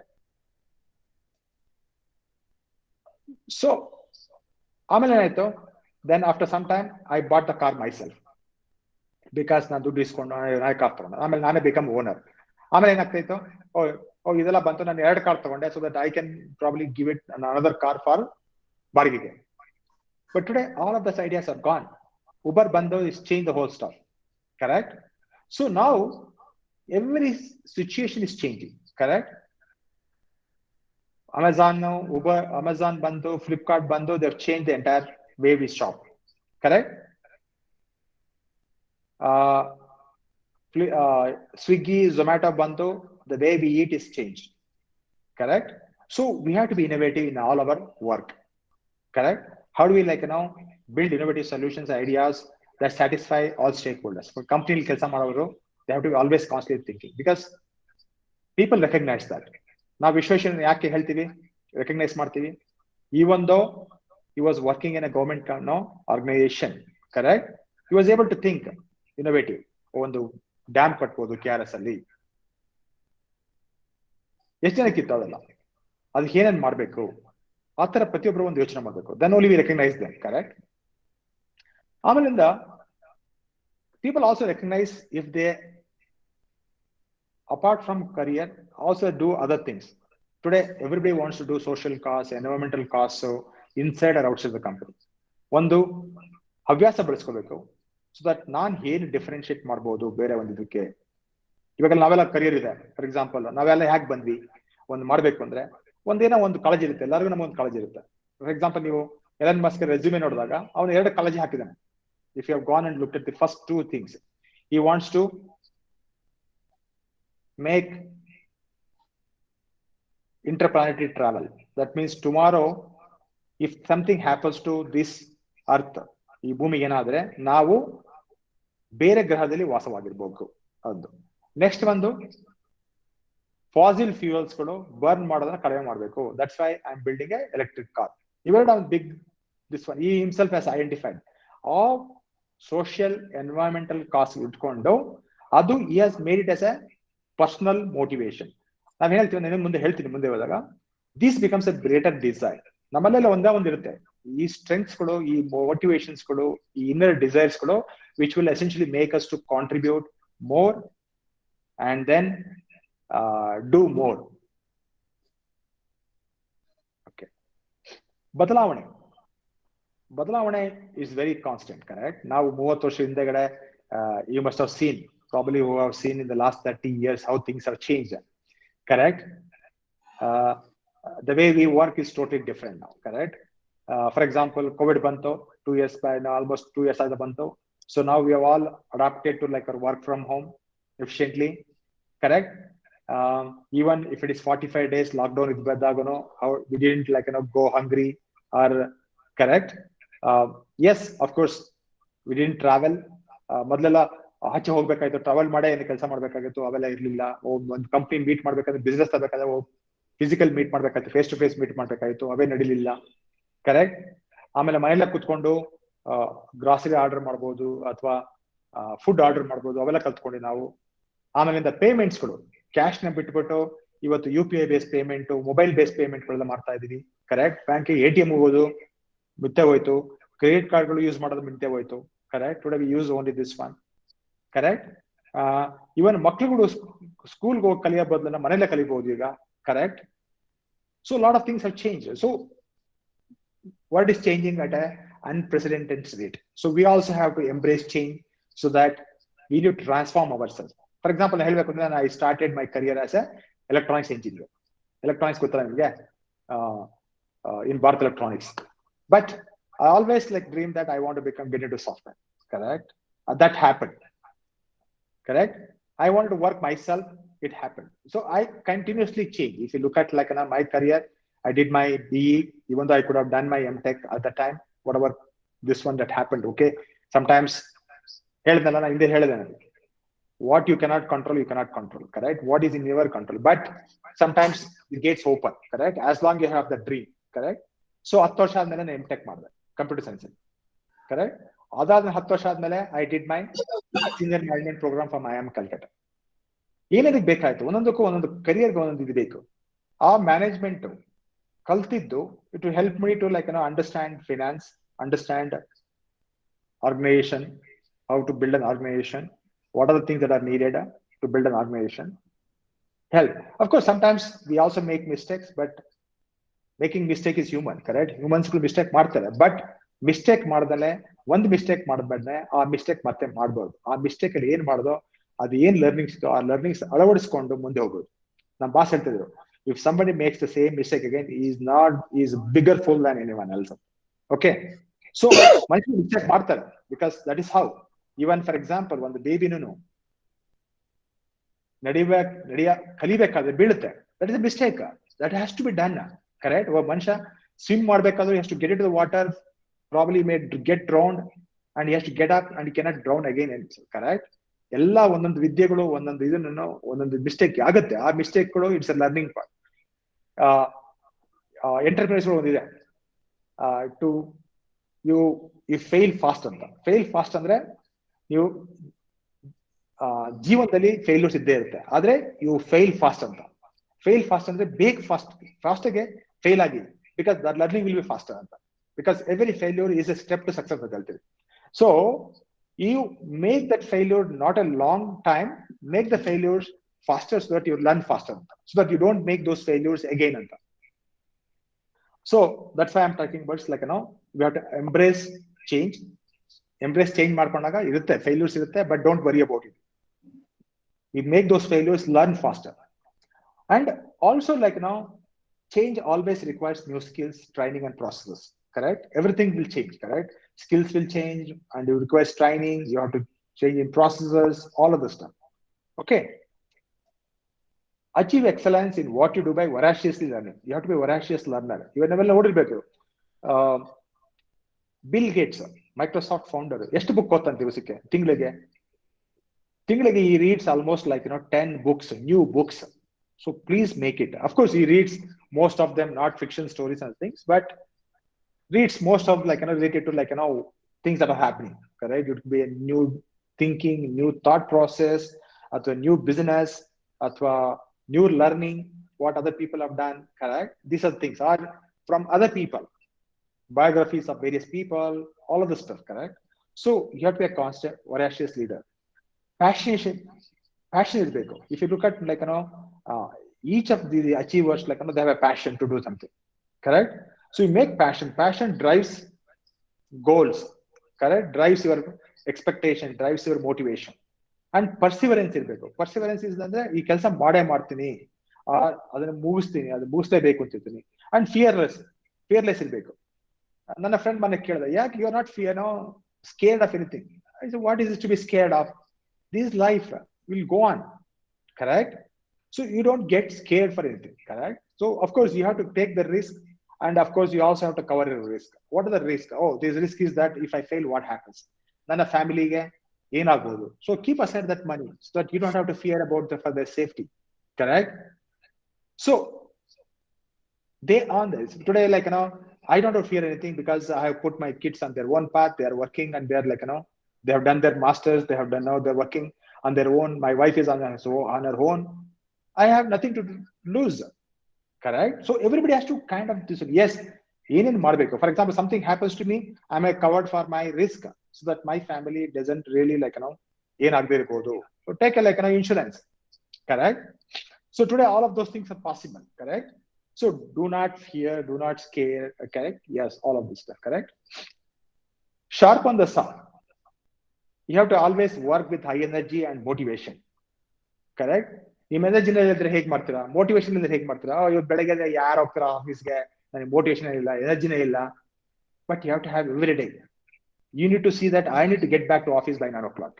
Okay, every day have to the same energy that what you had yesterday. And a lot of kids, they have no energy. ಯಾಕಂದ್ರೆ Saturday Sunday they think that there is nothing to do anything. ಹೋಗ್ಬಿಟ್ಟು ಅದೇ all freak out, malls ಹೋಗೋದಂತೆ, bars ಹೋಗೋದಂತೆ, all of those stuff. ಹೋಗ್ಬಿಟ್ಟು ಆಚೆ ಹೋಗ್ಬೇಡ. ಬೆಳಗ್ಗೆ ಬಂದಾಗ they have no energy because they come to home by 11:30, 12 o'clock, or even, like, early morning. There's no energy to get to the office. Please do not do that. Yes, Saturday is the big time, go and do things. Sunday you have to be in the office. Sunday you have to finish everything by 6 o'clock so that you are ready for tomorrow's work. Okay, work-life balance. Of course, we don't expect everybody to, like, working with the high energy, with motivation and work. ಸಮತೋಲನ ಬೆಳೆಸ್ಕೊಳ್ಳಿ. You have to keep your time for your important people. It could be your family, parents ಇರ್ಬೋದು, ಅಥವಾ brother sisters ಇರ್ಬೋದು, ಅಥವಾ ಹೆಂಡತಿ ಮಕ್ಳು ಇರ್ಬೋದು. ಅವ್ರದ್ದು ಜೀವನ ಇರುತ್ತೆ, ಅವ್ರ ಜೊತೆ ಭಾಗವಹಿಸಿ. ಅಥವಾ ನಿಮ್ಮ ಪ್ಯಾಷನೆಟ್ ಇರ್ಬೋದು, ನೀವೇ ಒಂದೇನೋ ಮ್ಯೂಸಿಕ್ ಕಲಿದೇ ಇರ್ಬೋದು, ಒಂದು ಡ್ಯಾನ್ಸ್ ಕಲಿಬೇಕು ಅಂತ ಇರ್ಬೋದು, ಅಥವಾ ಇನ್ನೊಂದೇನೋ ಒಂದು ಮಾಡ್ಬೇಕು ಅಂತ ಇರ್ಬೋದು. So use both. Okay, and ನಿರಂತರವಾಗಿ ಕಲಿಯಿರಿ, because life is continuous learning, because lot of things are changing. And also don't forget to evaluate yourself. Now this is the forget.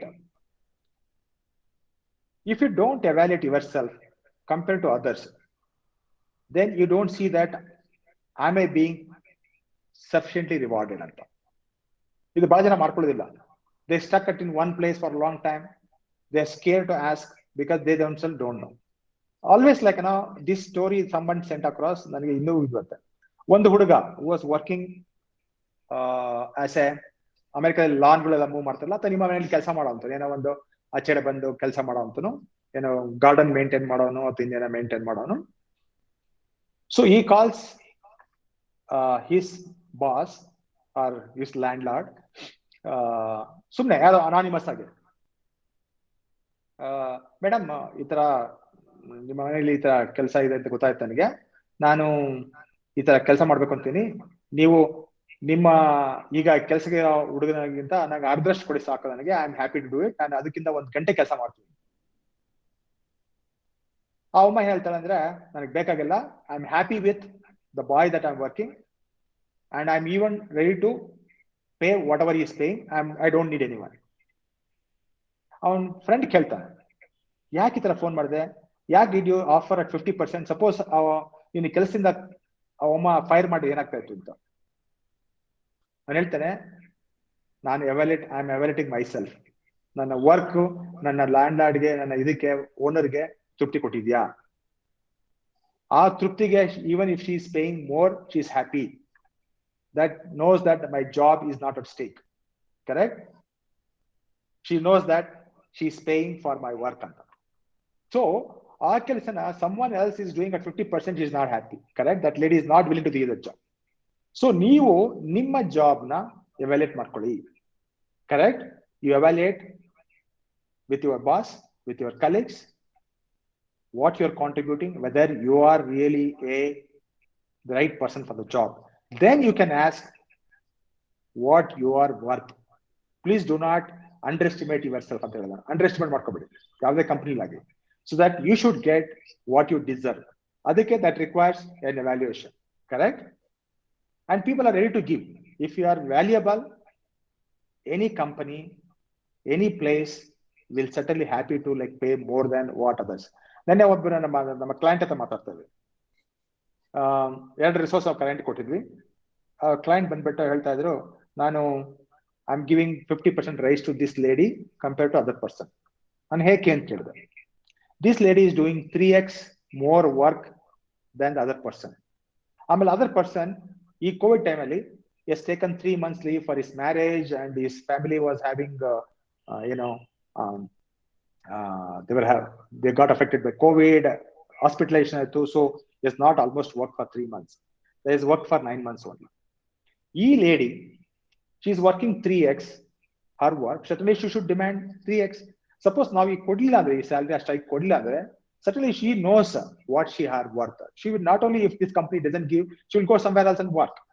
Correct? So ಅದರಿಂದ of course it is both ways. Correct? The manager has to understand, the person who is working also has to understand. Correct? This is all of these things with a strong personal foundation. Strong personal foundation ಏನಂದ್ರೆ, that is yourself. Integrity is very much important, because ಒಂದು ಸಣ್ಣ integrity ಇಲ್ಲ ಅಂದ್ರೆ, correct, ಯಾವುದೇ ಕಂಪ್ನಿಲಿ integrity means match behaviour with values. ಸುಳ್ಳು ಹೇಳೋದು, ಯಾರೋ ತಪ್ಪನ ಯಾರೋ ಮೇಲೆ ಹಾಕ್ಬಿಡೋದು, ಒಂದ್ಸಲ 2 ಸಲ ಅದನ್ನ ತಪ್ಪಿಸ್ಕೊಂಡ್ಬಿಡೋದು, ಬಟ್ ಇಟ್ ಈಸಿಲಿ ಐಡೆಂಟಿಫೈ ಆಗಲ್ಲ. Once you lose this integrity, it is very difficult to repair that integrity. ಒಂದು ಸಲ ಇಂಟಿಗ್ರಿಟಿ ಕಳ್ಕೊಂಡ್ರೆ, ಎಲ್ಲ ಒಂದು ಜಾಗದಲ್ಲಿ ಕಳ್ಕೊಂಡ್ರೆ, it is very difficult to build that integrity again. It's a big loss. Okay? So please make sure that you never lose your integrity. Okay? And then speak with good purpose. Speak honestly and kindly. Honest because honesty is the one which will, correct? And then speak kindly. Okay? Don't be arrogant. Don't be like angry and all this stuff. Okay? Because that becomes like this one. Because people think that like you are not like mixing with people. You are like you are lying. You are not honest. This will certainly will not take you to a bigger position. And then ownership ಅಂದ್ರೆ ಪ್ರತಿಯೊಂದು actions ಗಳಿಗೂ ಒಂದು ownership ಇರಬೇಕು. You have take responsibility for your actions. ನೀವು ತಪ್ಪು ಮಾಡೋದನ್ನ ಬೇರೆ ಮೇಲೆ ಬೇರೆ ಮೇಲೆ ಹೊರಸಕ್ಕಾಗಲ್ಲ. ನಿಮ್ಮ ತಪ್ಪುಗಳು ನೀವು ಒಪ್ಕೋಬೇಕು. ಆ ತಪ್ಪುಗಳಿಗೆ ಏನೇನು ಆಗಿರುತ್ತೋ ಅದನ್ನ ಸಿದ್ಧಪಡಿಸ್ಕೋಬೇಕು. So you have take ownership over your actions. ಆಮೇಲಿಂದ accept people whom they are. ಜನರು ಹೇಗೆ, ಎಲ್ಲರೂ ಒಬ್ಬೊಬ್ರು comes with whatever their strengths and weaknesses. ನಾನು ಅವರನ್ನ ಚೇಂಜ್ ಮಾಡಕ್ಕಾಗಲ್ಲ. If somebody is arrogant, I cannot go and change it, but I can only tell, yes, he is arrogant, but I have to accept he is arrogant. If somebody is rude, I have to accept he is a rude. Correct? And look only in good, because then then you will have problem. Because he thinks that he's a bad guy. He's always trying to he will think me as an enemy. So if I look good in them, they'll accept you. Correct? Because everybody is unique. Nobody is same. Correct? You cannot find Manjunath KG in Manjunath SR, Manjunath SR. You cannot find Manjunath SR in Chandrasekhar, or Chandrasekhar in Pradeep are different. Correct? We have to accept who they are and look the good in them. Correct? And then they will accept that, yes, this guy is good. Okay? That's the power of networking, power of building, collaboration things. Correct? If you differ each other, there is no collaboration. They won't collaborate with us. Correct? They think that we are enemies. They will never mix with us. Correct? Yeah. And control your responses. Control your response. And response so measure your responses and see that don't go by response. Look at the goals and actions and the tasks that you want to accomplish, not the responses. Correct? So these are the various things that I want to talk about, and I think most of them are very generic, but these are some of the things that certainly will if you think that if you adopt these things, you can certainly I see that you can succeed. Correct? So you don't have to be of course, certainly it requires hard working. There is nothing to substitute hard work. And also opportunities. You have to always look for opportunities, because sometimes you have to look for opportunities. Opportunities will not come to you knocking. You have to go and knock at the opportunities. That will help. Opportunity when you have networks, collaborations, network comes. Correct? The power comes to you through the network that you have. Correct? That's why we have built these sanghas and all the stuff. Correct? And such kind of stuff. Okay. Thank you all. And I'm opening the floor for your questions.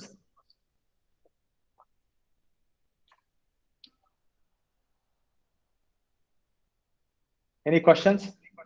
ನಾನೊಂದು question ಕೇಳ್ತೀನಿ ಮಂಜು ಅವ್ರೆ. ಏನಂದ್ರೆ ಈಗ suppose ಎಲ್ಲಾರಲ್ಲೂ ಒಂದೇ ತರ ಗುಣಗಳಿರಲ್ಲ. So ಒಬ್ಬೊಬ್ಬರಿಗೆ ಒಂದು positiveness ಇರುತ್ತೆ. ಅಂದ್ರೆ ಒಬ್ಬರಿಗೆ ಒಂದೊಂದು ಇದ್ರಲ್ಲಿ they are very good strong in ಇದು. Some peoples there is having weakness ಇರುತ್ತೆ. ವೀಕ್ನೆಸ್ ಮತ್ತೆ ಇದು ಸ್ಟ್ರಾಂಗ್ ಎರಡನ್ನೂ ಬ್ಯಾಲೆನ್ಸ್ ಮಾಡಕ್ಕಾಗಲ್ಲ ಕೆಲವೊಂದು. ಸೊ ಹಾಗಾಗಿ how you as an employer ಆಗಿ how you going to consider? Okay. So ಪ್ರತಿಯೊಂದು ಅಗೇನ್ ಪ್ರತಿಯೊಂದು ಜಾಬ್ಗಳು ಒಂದೊಂದು KRS ಇರುತ್ತೆ. ಫಾರ್ ಎಕ್ಸಾಂಪಲ್ ನನ್ನ ಡಿಪಾರ್ಟ್ಮೆಂಟ್ ಅಲ್ಲೂ ಕರೆಕ್ಟ್, ನಾನು ಒಂದು CEO ಅಂದ್ಮೇಲೆ ಒಂದು ಕಂಪನಿನಲ್ಲಿ ಏನಿರುತ್ತೆ, ಒಂದು ಫಿನಾನ್ಸ್ ಇರುತ್ತೆ, ಒಂದು ಆಪರೇಷನ್ಸ್ ಇರುತ್ತೆ, ಒಂದು ಬಿಸ್ನೆಸ್ ಡೆವಲಪ್ಮೆಂಟ್ ಇರ್ಬೋದು, ಮಾರ್ಕೆಟಿಂಗ್ ಇರ್ಬೋದು, ಅಥವಾ ಡೆಲಿವರಿ ಇರ್ಬೋದು. Correct? So what are the things that are required? Correct? You have to be very objective. So ಅಬ್ಜೆಕ್ಟಿವ್ಗಳೇನು? ಪ್ರತಿಯೊಂದು ಜಾಬ್ ಒಂದು ಅಬ್ಜೆಕ್ಟಿವ್ ಇರುತ್ತೆ. ಕರೆಕ್ಟ್? ಸೊ ಆಬ್ಜೆಕ್ಟಿವ್ ಏನೇನು ಸ್ಟ್ರೆಂಗ್ಸ್ ಬೇಕು? For example if it's in delivery, correct, delivery ಏನು ಅಬ್ಜೆಕ್ಟಿವ್ಗಳು? Yes, of course, if it's not client facing, correct, then you doesn't require good communication. For example, nama delivery team ali there are not people who good at communication with the clients. Anta nen marthive back end alli haaktivi. So somebody who is good at communication we put in the front end.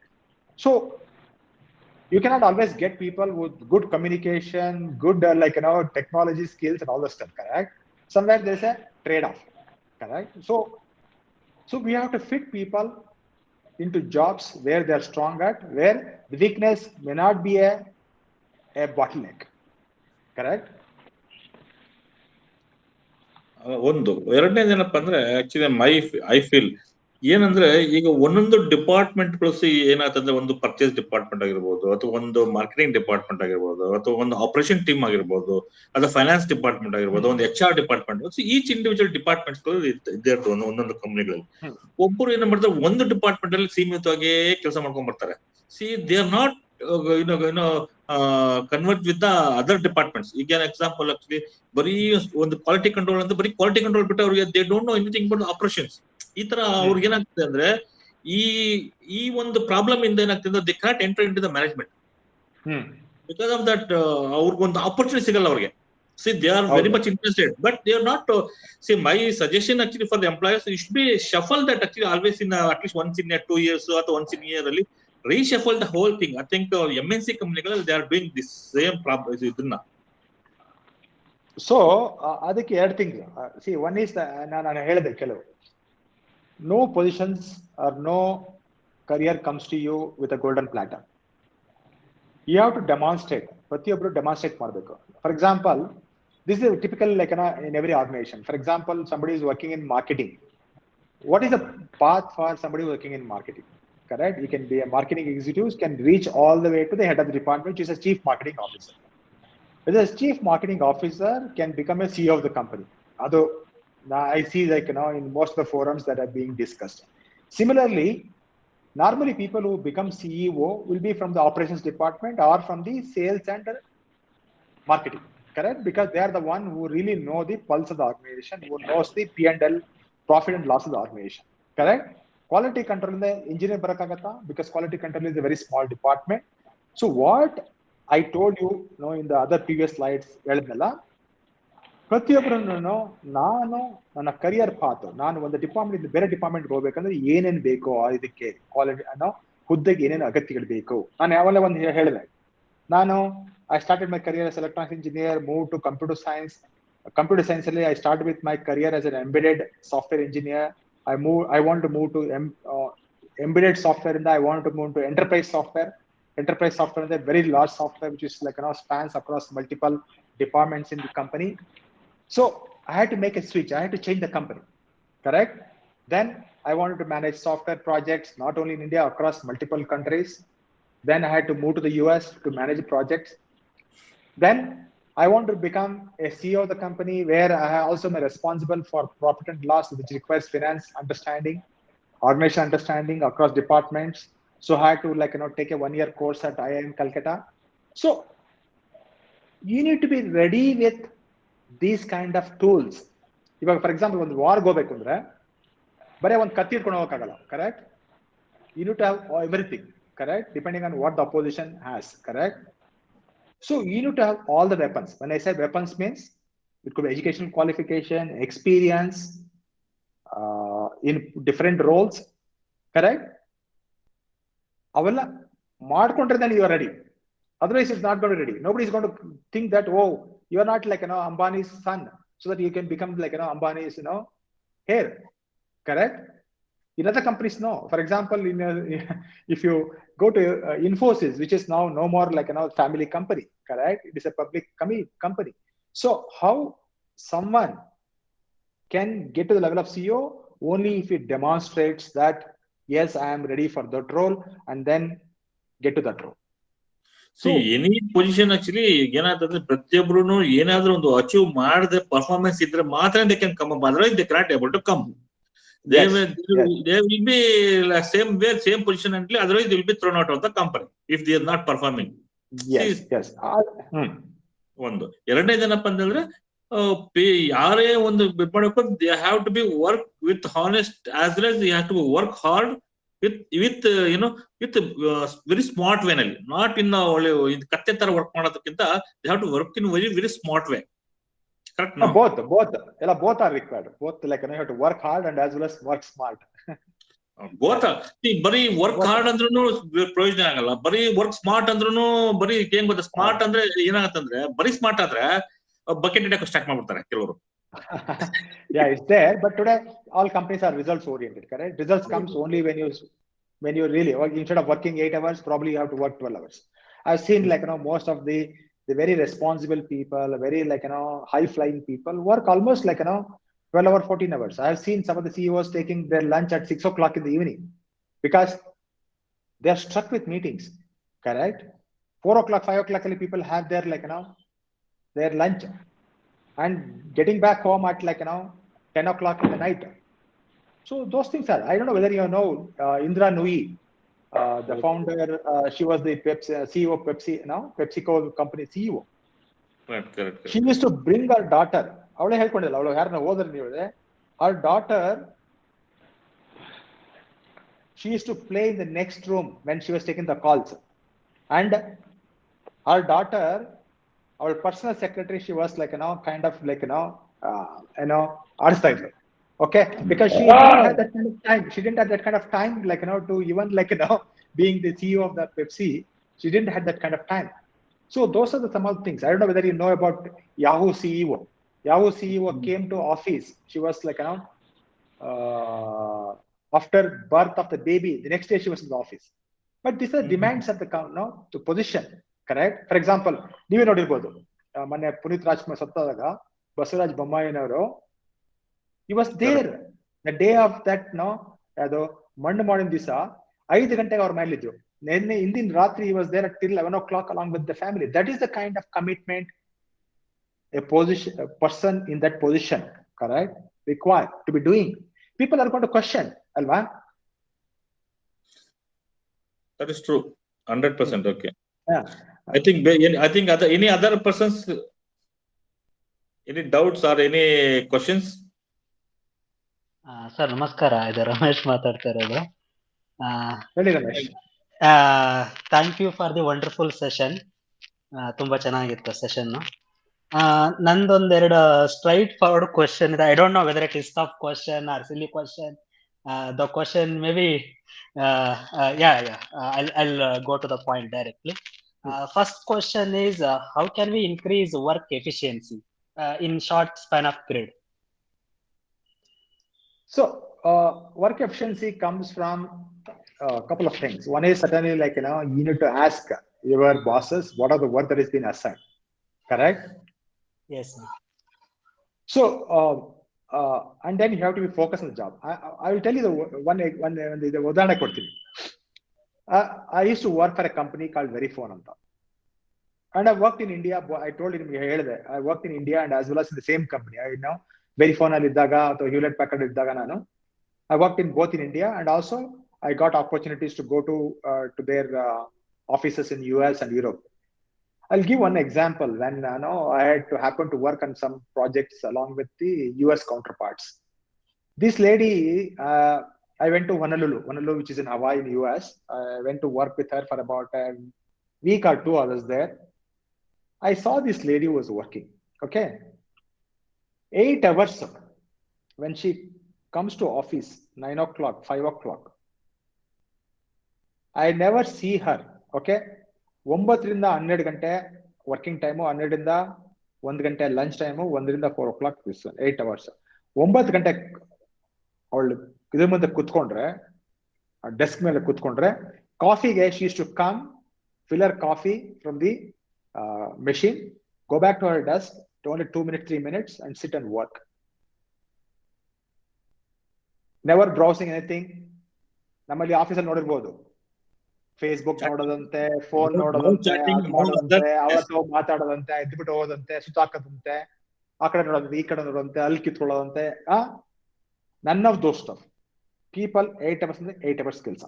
I don't know whether you have seen, ಇವಾಗ KFC ಹೋಗಿ ನೋಡಿ ಇವತ್ತು, they are being paid by hour. ಅವರು ಕುಂತ್ಕೊಂಡ್ರೆ counter ಮುಂದೆ 10 ಜನ ನಿಂತಾರೆ line ಅಲ್ಲಿ, correct? They don't have time to sit, correct, because they are paid for that exact hours of work. We have to adapt that. Okay, diversions cut ಮಾಡಿ. Okay, if you sit in front of that 1 hour, give a wonderful 1 hour to this. No distractions at all. That's how we can improve the efficiency of your work. Okay, because we are paid for what Indians also 40 hours and 60 hours ಕೆಲಸ ಮಾಡ್ತೀವಿ ಅಂದ್ರೆ, but ಅವ್ರು ಮಾಡೋದು 20 ಕೆಲಸ, 40 ಗಂಟೆ ಬರೀ ಹಾಲ್ಟೆ ಹೊಡ್ಕೊಳ್ಳೋದು, 20 ಸಲ ಕಾಫಿಗೆ ಹೋಗೋದು, ಬರೋದು ಅಷ್ಟೇ. Okay, True. Cut all these distractions, you work on it. Second one, look at the results. Okay, don't simply do the work. I am telling you that tomorrow, look at the results.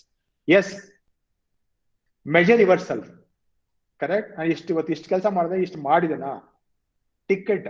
Yes, tomorrow like people expect, oh, ನಾನು ನಿನ್ನೆ last year ನಾನು 10 ಗಂಟೆ ಕೆಲಸ ಮಾಡಿದ್ದು, ಇವತ್ತು 8 ಗಂಟೆ ಕೆಲಸ ಮಾಡಬೇಕು, because you are asking for 20% rise or 30% rise in salary. Where is that going to come? Inflation is only 5%. In 50% ಹೇಗೆ ಬರುತ್ತೆ? You have to, where is that 50% is come from? Your productivity, correct, or efficiency.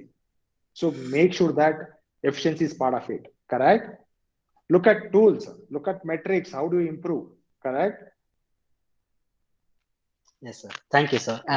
One last question. How can we enjoy the work pressure? Okay. So, ಅದು ಹೇಳಿದ್ನಲ್ಲ passion, correct? Yes, yes. If you have the passion to do something, and if you build a career in that, passion becomes work. Now, I will give an example of this. This story I heard probably long back. ನಾನು primary school ಓದ್ತಾ ಇರ್ಬೇಕಾದ್ರೆ ನಾನು ಈ story ಕೇಳಿದೆ, ನೀವು ಕೇಳಿರ್ಬೋದು. A father had given a work to a boy to paint the fence. ಮನೇಲಿ ಮಾಡ್ತಾರಲ್ವಾ, ನಿಮ್ ತಂದೆಗಳು ಕೆಲಸ ಕೊಟ್ಟಿರ್ಬೋದು ನಿಮ್ಗೆ, ಮಾಡೋ ಕೆಲಸ ಮಾಡೋ ಅಂತ. ನಿಮ್ಗೆ ಇಷ್ಟ ಇರಲ್ಲ, ಏನೋ ಬೇರೆ ಕೆಲಸ ಮಾಡ್ಬೇಕು ಅಂತ ಇರುತ್ತೆ ಅಲ್ವಾ. ಇವನಿಗೆ ಮಗನಿಗೆ ಇಷ್ಟ ಇರಲ್ಲ, ಆದ್ರೂ ಅಪ್ಪನ ಮಾತು ಕೇಳಬೇಕಲ್ವಾ. ಅವ್ನಿಗೆ ಮಾಡಕ್ಕೆ ಇಷ್ಟ ಇಲ್ಲ, ನೀನು ಪೇಂಟ್ ಮಾಡ್ಬೇಕು ಇವತ್ತು ಆಚೆ ಕಡೆ, this is what you have to paint the entire ಆಚೆ ಕಡೆ ಫೆನ್ಸ್ ಅಂತ. ಇವನು ಕೂತ್ಕೊಂಡು ಪೇಂಟ್ ಮಾಡ್ತಾ ಇರ್ತಾನೆ. ಅವನ ಫ್ರೆಂಡ್ ಬರ್ತಾನೆ, ಅವ್ನು ಯಾವತ್ತು ಪೇಂಟ್ ಮಾಡಿರಲ್ಲ.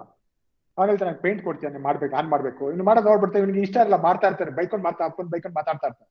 Because thinks is A duty, it is not is work, he is not enjoying the work. Whereas the other kid comes and tell that, can I paint? ಇವ್ನು ಕೊಡಲ್ಲ ಅಂತಾನೆ. ಇಲ್ಲ, ನಾನು ಐಸ್ ಕ್ರೀಮ್ ಕೊಡ್ತೀನಿ, ನಾನು ಚಾಕ್ಲೇಟ್ ಕೊಡ್ತೀಯ ಅಂತ. ಅವ್ನು ಕೊಡ್ತಾನೆ, ಅವ್ನು ಖುಷಿಯಾಗಿ ಮಾಡ್ತಾನೆ. What is the difference between this two? They are doing the same work. ಒಬ್ಬ ಹತ್ಕೊಂಡು ಮಾಡ್ತಾ ಇರ್ತಾನೆ, ಇನ್ನೊಬ್ಬ ಖುಷಿಯಾಗಿ he is willing to pay money to do the work. What is the difference between these two people? The same work being executed by two different people with two different attitudes. Ramesh, ಏನಿದೆ? What is the difference between these two boys? Passion. What do you suggest? Passion, motivation. So when you have that determination, yes. Work is just a play. Work is not work. Work is a play. That boy is enjoying that as a play, who pay to do the work, whereas for other one, it is not a play, it is a work. Okay? Yes, sir. He is enjoying the work. Yeah. So when you enjoy the work, it becomes play. You never feel the pain, you never feel the tiredness, all of the stuff, correct? Yes, sir. Thank you for fruitful answers. Yeah. Sometimes these stories, what you have learned in the small, when you are kindergarten, I think, or even primary school, they have very strong values. Okay. Yes, sir. Yeah, Manjuna, namaskara. Thanks for the wonderful topic, and it's very useful for everybody. Oh, thanks, Chandru. Bala, US ಇಂದ phone ಮಾಡ್ತಾ ಇದ್ದೀರಾ? Thanks. Interesting ಆಗಿತ್ತು, ಮಾಡೋಣ ಅಂದ್ಬಿಟ್ಟು just I was free, just I joined just to make sure how it is going. It's really very interesting. Thanks, sir. Chandrashekhar ಚಿಕ್ಕಬಳ್ಳಾಲ್ ಅವರು US ಇಂದ phone ಮಾಡಿದ್ದಾರೆ, US ಇಂದ ಜಾಯ್ನ್ ಆಗಿದ್ದಾರೆ ಕಾಲ್ಗೆ. So thanks for your time. Thank you sir ಬಂದಿದ್ದಕ್ಕೆ. Thanks Manja. Thanks. I think really we're all doing good. So I think you have to keep up something, a subject like this at least once a month in a different area, so that it's useful for everybody. ಅಲ್ಲ, ನೀವು ಒಂದು ಮಾಡಬೇಕು ಚಂದ್ರು. ಮಾಡೋಣ, ಹೇಳಿ sir. If you want something related to US studies or ಒಂದು program ನ ನೀವು ಒಂದು NRIಗಳು ಒಬ್ಬರು ನೀವು ಮಾಡ್ಬೇಕಾಗತ್ತೆ. ಒಂದು ಪ್ರೋಗ್ರಾಮ್ ನ ನೆಕ್ಸ್ಟ್ ಮಂತ್ ಬಂದು ಡಾಕ್ಟರ್ ರಶ್ಮಿ ಅವರು ಇದ್ ಮಾಡ್ತಾ ಇದ್ದಾರೆ. ಸೊ ಹಾಗಾಗಿ ಆಕ್ಚುಲಿ ಅವರು ಇದು IAS ಮತ್ತೆ ಸಿವಿಲ್ ಸರ್ವಿಸಸ್ ಹೇಗೆ ಯಾವ ರೀತಿ ಮಾಡ್ಬೇಕು, ಯಾವ ರೀತಿ ಓದ್ಬೇಕು ಅನ್ನೋದನ್ನ ಅವರು ನೆಕ್ಸ್ಟ್ ವೆಬಿನಾರ್ ಅಲ್ಲಿ ಕೊಡ್ತಾ ಇದ್ದಾರೆ. ಇದು that's very interesting too. ಅವರು ಬಂದು ಈಗ ಪ್ರೆಸೆಂಟ್ ಅವರು ಇದರಲ್ಲಿ assistant commissioner of commercial taxes ಅಲ್ಲಿ ವರ್ಕ್ ಮಾಡ್ತಿದ್ದಾರೆ. ಇದು assistant commissioner of commercial tax. I think I am aware of her. So ಅದಕ್ಕೆ ಅವರು ನೆಕ್ಸ್ಟ್ ಮಂತ್ ಇದು second Saturday 7 o'clock we are arrange for that next week. ನೀವು ಸಹ ಒಂದು slot ನಾವು ಬ್ಲಾಕ್ ಮಾಡ್ಕೋತಾ ಇದ್ದೀವಿ, ನೀವು ಸಹ ಒಂದು ಕೊಡ್ಬೇಕಾಗತ್ತೆ. ಆಯ್ತು ಹೇಳಿ ಯಾವಾಗ ಅಂದ್ಬಿಟ್ಟು sir. Definitely will engage you. Thanks for your all supports and giving serving for the people of our community. No problem. That's a pleasure. Thanks for your all hard work. Good evening. ಏನಾದ್ರು ಯಾರಾದ್ರೂ question ಹಾಕೋಗಿದ್ರೆ ಹೇಳಿ, question ಕೇಳೋಗಿದ್ರೆ ಕೇಳಿ, ತಮ್ಮ ಒಂದು ಅಭಿಪ್ರಾಯಗಳು, ಅನಿಸಿಕೆಗಳು. Umadevi madam ಈಗಿನ ಬಂದು join ಆಗಿದ್ದಾರಾ? Yeah, no, I've already joined. I'm there since. Good evening, all. Good evening, good evening. ಮಾಧವರೇ, ಏನಾರ ಕ್ವಶನ್ಸ್ ಇದೆಯಾ? Yeah, I have a little concern. Okay, ಹೇಳಿ. Everyone has built their own dynasty, in a big way or a small way, whatever. I have a concern here. See, you cannot expect your next generation to take care of your dynasty. So, do you have any suggestion that how can I, find another second line to my dynasty? He asked a good question, which myself is also have that concern. Okay. Yeah, all of them are sailing mostly in the same boat, but I'm very concerned to, put this in lab to the market in a long tenure, because market needs in lab. Okay. So, Umadevi, I know your situation. Yes. Yeah, your daughter is not in the same line as you, or in the same domain as you. Whereas, even if you take my case, yes, even though I am also a computer science engineer, my company is also a software company. Even both of my kids, they're in the same field. They're also software engineers. They're also working in companies in the US as software engineers. But I try to, I build this so that it becomes anytime, because ಈಗಿನ kids ಗಳಿಗೆ ನಾವೇನೋ force ಮಾಡಕ್ಕಾಗಲ್ಲ. So we can only be a guide to them. Yes, so that they can come back any point of time. But I'm not counting on them. Okay, so yes, of course, it is easy for them if they want to come. So always every time ಸಮಯ ಸಿಗ್ತಾ ಹೇಳ್ತಾ ಇರ್ತೀನಿ, you can come, you can even don't have to be in the similar domain that I am in, but you can always bring your own domain of work that you can do in my company, because you already have a foundation, right, in India and as well as US, because I have a US company also registered in Delaware, US. ಹೇಳ್ತಾ ಇದ್ದೀನಿ, but ಗೊತ್ತಿಲ್ಲ ಯಾವಾಗ ಬರ್ತದಂತ. But I'm not waiting. So I built my strong second team as well, second level team as well. And now we are looking for external investment, so it becomes really a company which can be professionally run, correct? Or probably we're looking at an exit, probably next 3 to 5 years, selling the company to someone who can run the company, at least get the rewards for running the company for such a long time. So that the rewards can be the kids can use in whatever they want. Very true. But I'm concerned that how one can work towards finding a second line is my concern. Do you have any suggestion to me for this? Yeah. So what we have done recently is I have diluted my shares. So we have kept 15% of the company shares for the employees, mostly senior level employees.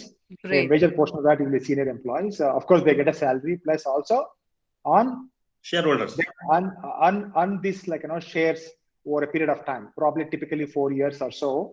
But they cannot sell the shares. They can only divest the shares. Andre adana yavagandre somebody acquires whenever that event happens, correct? Which is probably has a period of about 20 years.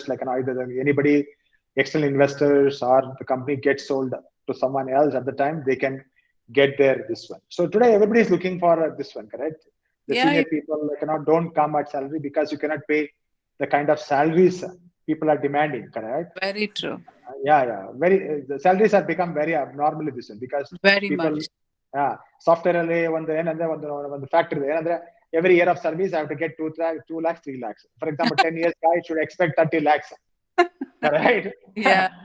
30 lakhs, he has to earn, means he has to contribute to 3 crores of revenue, correct? Exactly. Yeah. So that's why I was telling, everybody has to measure by the results that they achieve, correct? Simply don't look at ಕೆಲಸ ಮಾಡ್ತಾ ಇದೀನಿ ನನಗೆ ಇಷ್ಟು ಬರಬೇಕು ಅಂತ. I gave an example of the car sales guy, correct? If he has to earn car sold, he will never join. In one car sell model, you get 25,000, he will never join because he himself doesn't want to take that kind of a what I say is stake. Elon Musk marbodu. Elon Musk can do it. The rewards are much higher, correct? Because he's taking no salary from Tesla. Correct. Yeah. Okay. Okay. Thank you so much. It was really Yeah. very materialistic. We could take something out of your experience. I think we can implement that in our because we are juniors compare to you, and this would definitely help us. And thank you so much. And we would be expecting some more support or mentor. We need such kind of mentors in our Sure. society. Yeah, that's why we created Uma. I think thanks for your Yeah. question. I think you asked a valid entrepreneur question. Yeah, but of course, No, certainly, that's a worry to me this webinar, always. Yeah. these webinars, is not on one particular topic. As Manjunath ಹೇಳ್ತಾ ಇದ್ರಲ್ಲ, we have diversity of topics. I think the next topic is going to be for aspirants to KS and IAS exams, civil, state and central exams, and we have lots of things probably women entrepreneurs, probably we're also looking from you. If you have anything being a woman, first woman entrepreneur in in our community, we're also looking from you. If you can help us with no, it was a pleasure to me when I took over this industry. As you said, in a course of time with my experience, it's really a pleasure. I really am enjoying it, not with pressure, of course, with pleasure. So it has become a passion now to me rather than, expecting working like a normal, trend. So, yeah, it's very true, sir. Okay, great. Yeah. Anyone else has any questions? I think nobody's having any questions. Hello, sir. Good evening. Yeah. Hello, all. Good evening. So my question is, it's been first of all, it's been a wonderful session so far, and it's been very informative for the youngster like us to learn from the seniors. And my question is, whenever we're gonna start a new firm or a new venture, what should be the must list checklist we should have? So what are the area I should make sure that these things are ready with me, so before I get into the firm launching? And and also, what are the early mistake that you have done and you regretted later that I would have corrected it earlier, so that I would have whatever the time span you lost in between correction could have been done much better. Great. When ಮಾಡ್ತೀರಾ ಅಶ್ವಿನಿ ನೀವು? What you do? Sir, I'm a geotechnical engineer in civil aid, sir. Okay. So, good question. Two questions. Yes. The first question I'll answer. How to start a company? Okay. It's very easy to start a company, but to exit is becoming tough. It's like Abhimanyu in a hurry to get into the start a company. War, he got into the war, but to get out of the war, he had to kind of pay his life. Okay. So to start a company is very easy. Of course, you have to do a lot more things so that you have to come out successfully. Correct. The key is to how to navigate the company, a successful company. Correct. Company open mada easy because for every one success there will be hundreds of failures. Correct. We don't hear their stories. Probably 100 guys would have failed.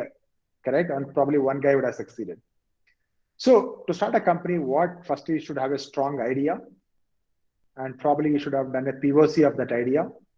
POC ಅಂದ್ರೆ ಒಂದು proof up ಮಾಡ್ಕೊಳ್ಬೇಕು, ಒಂದೇನೋ ಒಂದು ಸಣ್ಣ work ಮಾಡಿರ್ಬೇಕು ಆ ಇದರೊಳಗೆ to understand this idea or this particular area of work is going to have a larger potential. Correct. So without leaving your current job. Okay. So ಅದನ್ನ ಮಾಡಿರ್ಬೇಕು. So lot of people do a lot of research before getting in. Okay. So in my case, I didn't do, because I was working the same area, digital marketing. Before I built a team of about 200 people for over 4 years before building my own company in a similar area. And that was when when the country was going through digitalization, correct? Where people were adopting internet, mobile devices and all the stuff. That was late 2000, 2010, 2008, 2009. So you need to look at today there's so many, correct? Every field there is plenty of opportunities, correct? You have to look at ನಾನು ಮಾಡ್ತಾ ಇರೋದು ಅಥವಾ ನಾನು ಒಂದು idea ಅಥವಾ ಒಂದು ಏನೋ ಒಂದು innovation now, is it going to make a difference compared to other people who do? Correct? For example, ಅಮೆರಿಕದಲ್ಲಿ ಈ ಮೌಸ್ ಟ್ರಾಪ್ ಬರುತ್ತೆ, ಗೊತ್ತಾ? ನೋಡಿದಿರಾ ಮೌಸ್ ಟ್ರಾಪ್ಸ್? ಇಲಿಡಿಯೋ ಸಾಧನ. There are 600 plus mouse traps. Everybody is thinking that I will build a better mouse trap. Correct? What is the better mouse trap than the previous ones? It has to do much better work, correct? Because there are 600 mouse traps already in the country, correct? So, of course, every field is like that, correct? Today, I think there is no idea which is very unique. So it could be an improvement over the existing idea, which will save cost, which will save time, which will have great benefits to the customer, all the stuff. So you need to look at this idea with respect to the rest of the ideas in that particular area, correct? And how this fit in. Second one, what you need is you are alone cannot be doing things. You need people along with you. You need co-founders who come with complementary skills. Somebody who comes with technology, somebody who comes with finance background, somebody who comes with operational background, somebody who comes with business development background. So you need complementary people to kind of help. Then of course, compliances. Compliances are pretty simple. You get a CA, you get a lawyer to draft the whole thing. Correct? Mistakes, yes, mistakes are very unique because what mistakes I may do may not be the same mistakes. Of course, common mistakes are always there. So I made mistakes. Probably sometimes trusting without documentations, sometimes trusting people easily, that becomes a problem because some people always will change because my co-founders, probably half a dozen co-founders left. Correct? It is only the perseverance that I had to continue.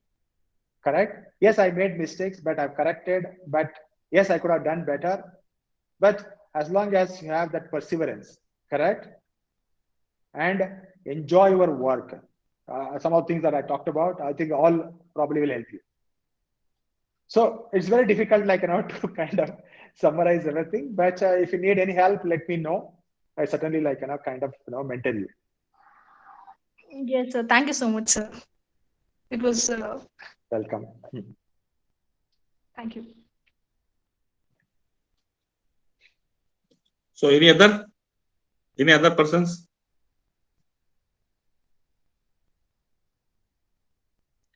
So shall we close? Thank you. Thanks for everyone to join this call. I think it was wonderful. Certainly we need more participation. Please communicate to others also. This is because people in this community, there is not much guidance, and guidance doesn't come. Mentorship and guidance doesn't come for free of cost, guys. And we are providing you at free of cost. Please take this, there will spread Modi, correct? Of course, this video is always put on our YouTube channel. Please share it with others. Yeah. Thanks, Manjunath. Thanks for Kumbara Engineering Sangha for giving this opportunity. And thank you for your thank you. So thank you. ನಮ್ಮ ಸಂಘದಿಂದ actually ಎಲ್ಲ ಇದರಿಂದ ವತಿಯಿಂದ ನಮ್ಮ ಇದರಿಂದ ಮಂಜುನಾಥ್ ಅವರು ನಮಸ್ಕಾರ. Actually ತುಂಬಾ ಸಂತೋಷ. Thank you. Thank you. Bye. Good night. sir. Have a nice Bye, weekend. sir. Yeah. Thank Bye. you.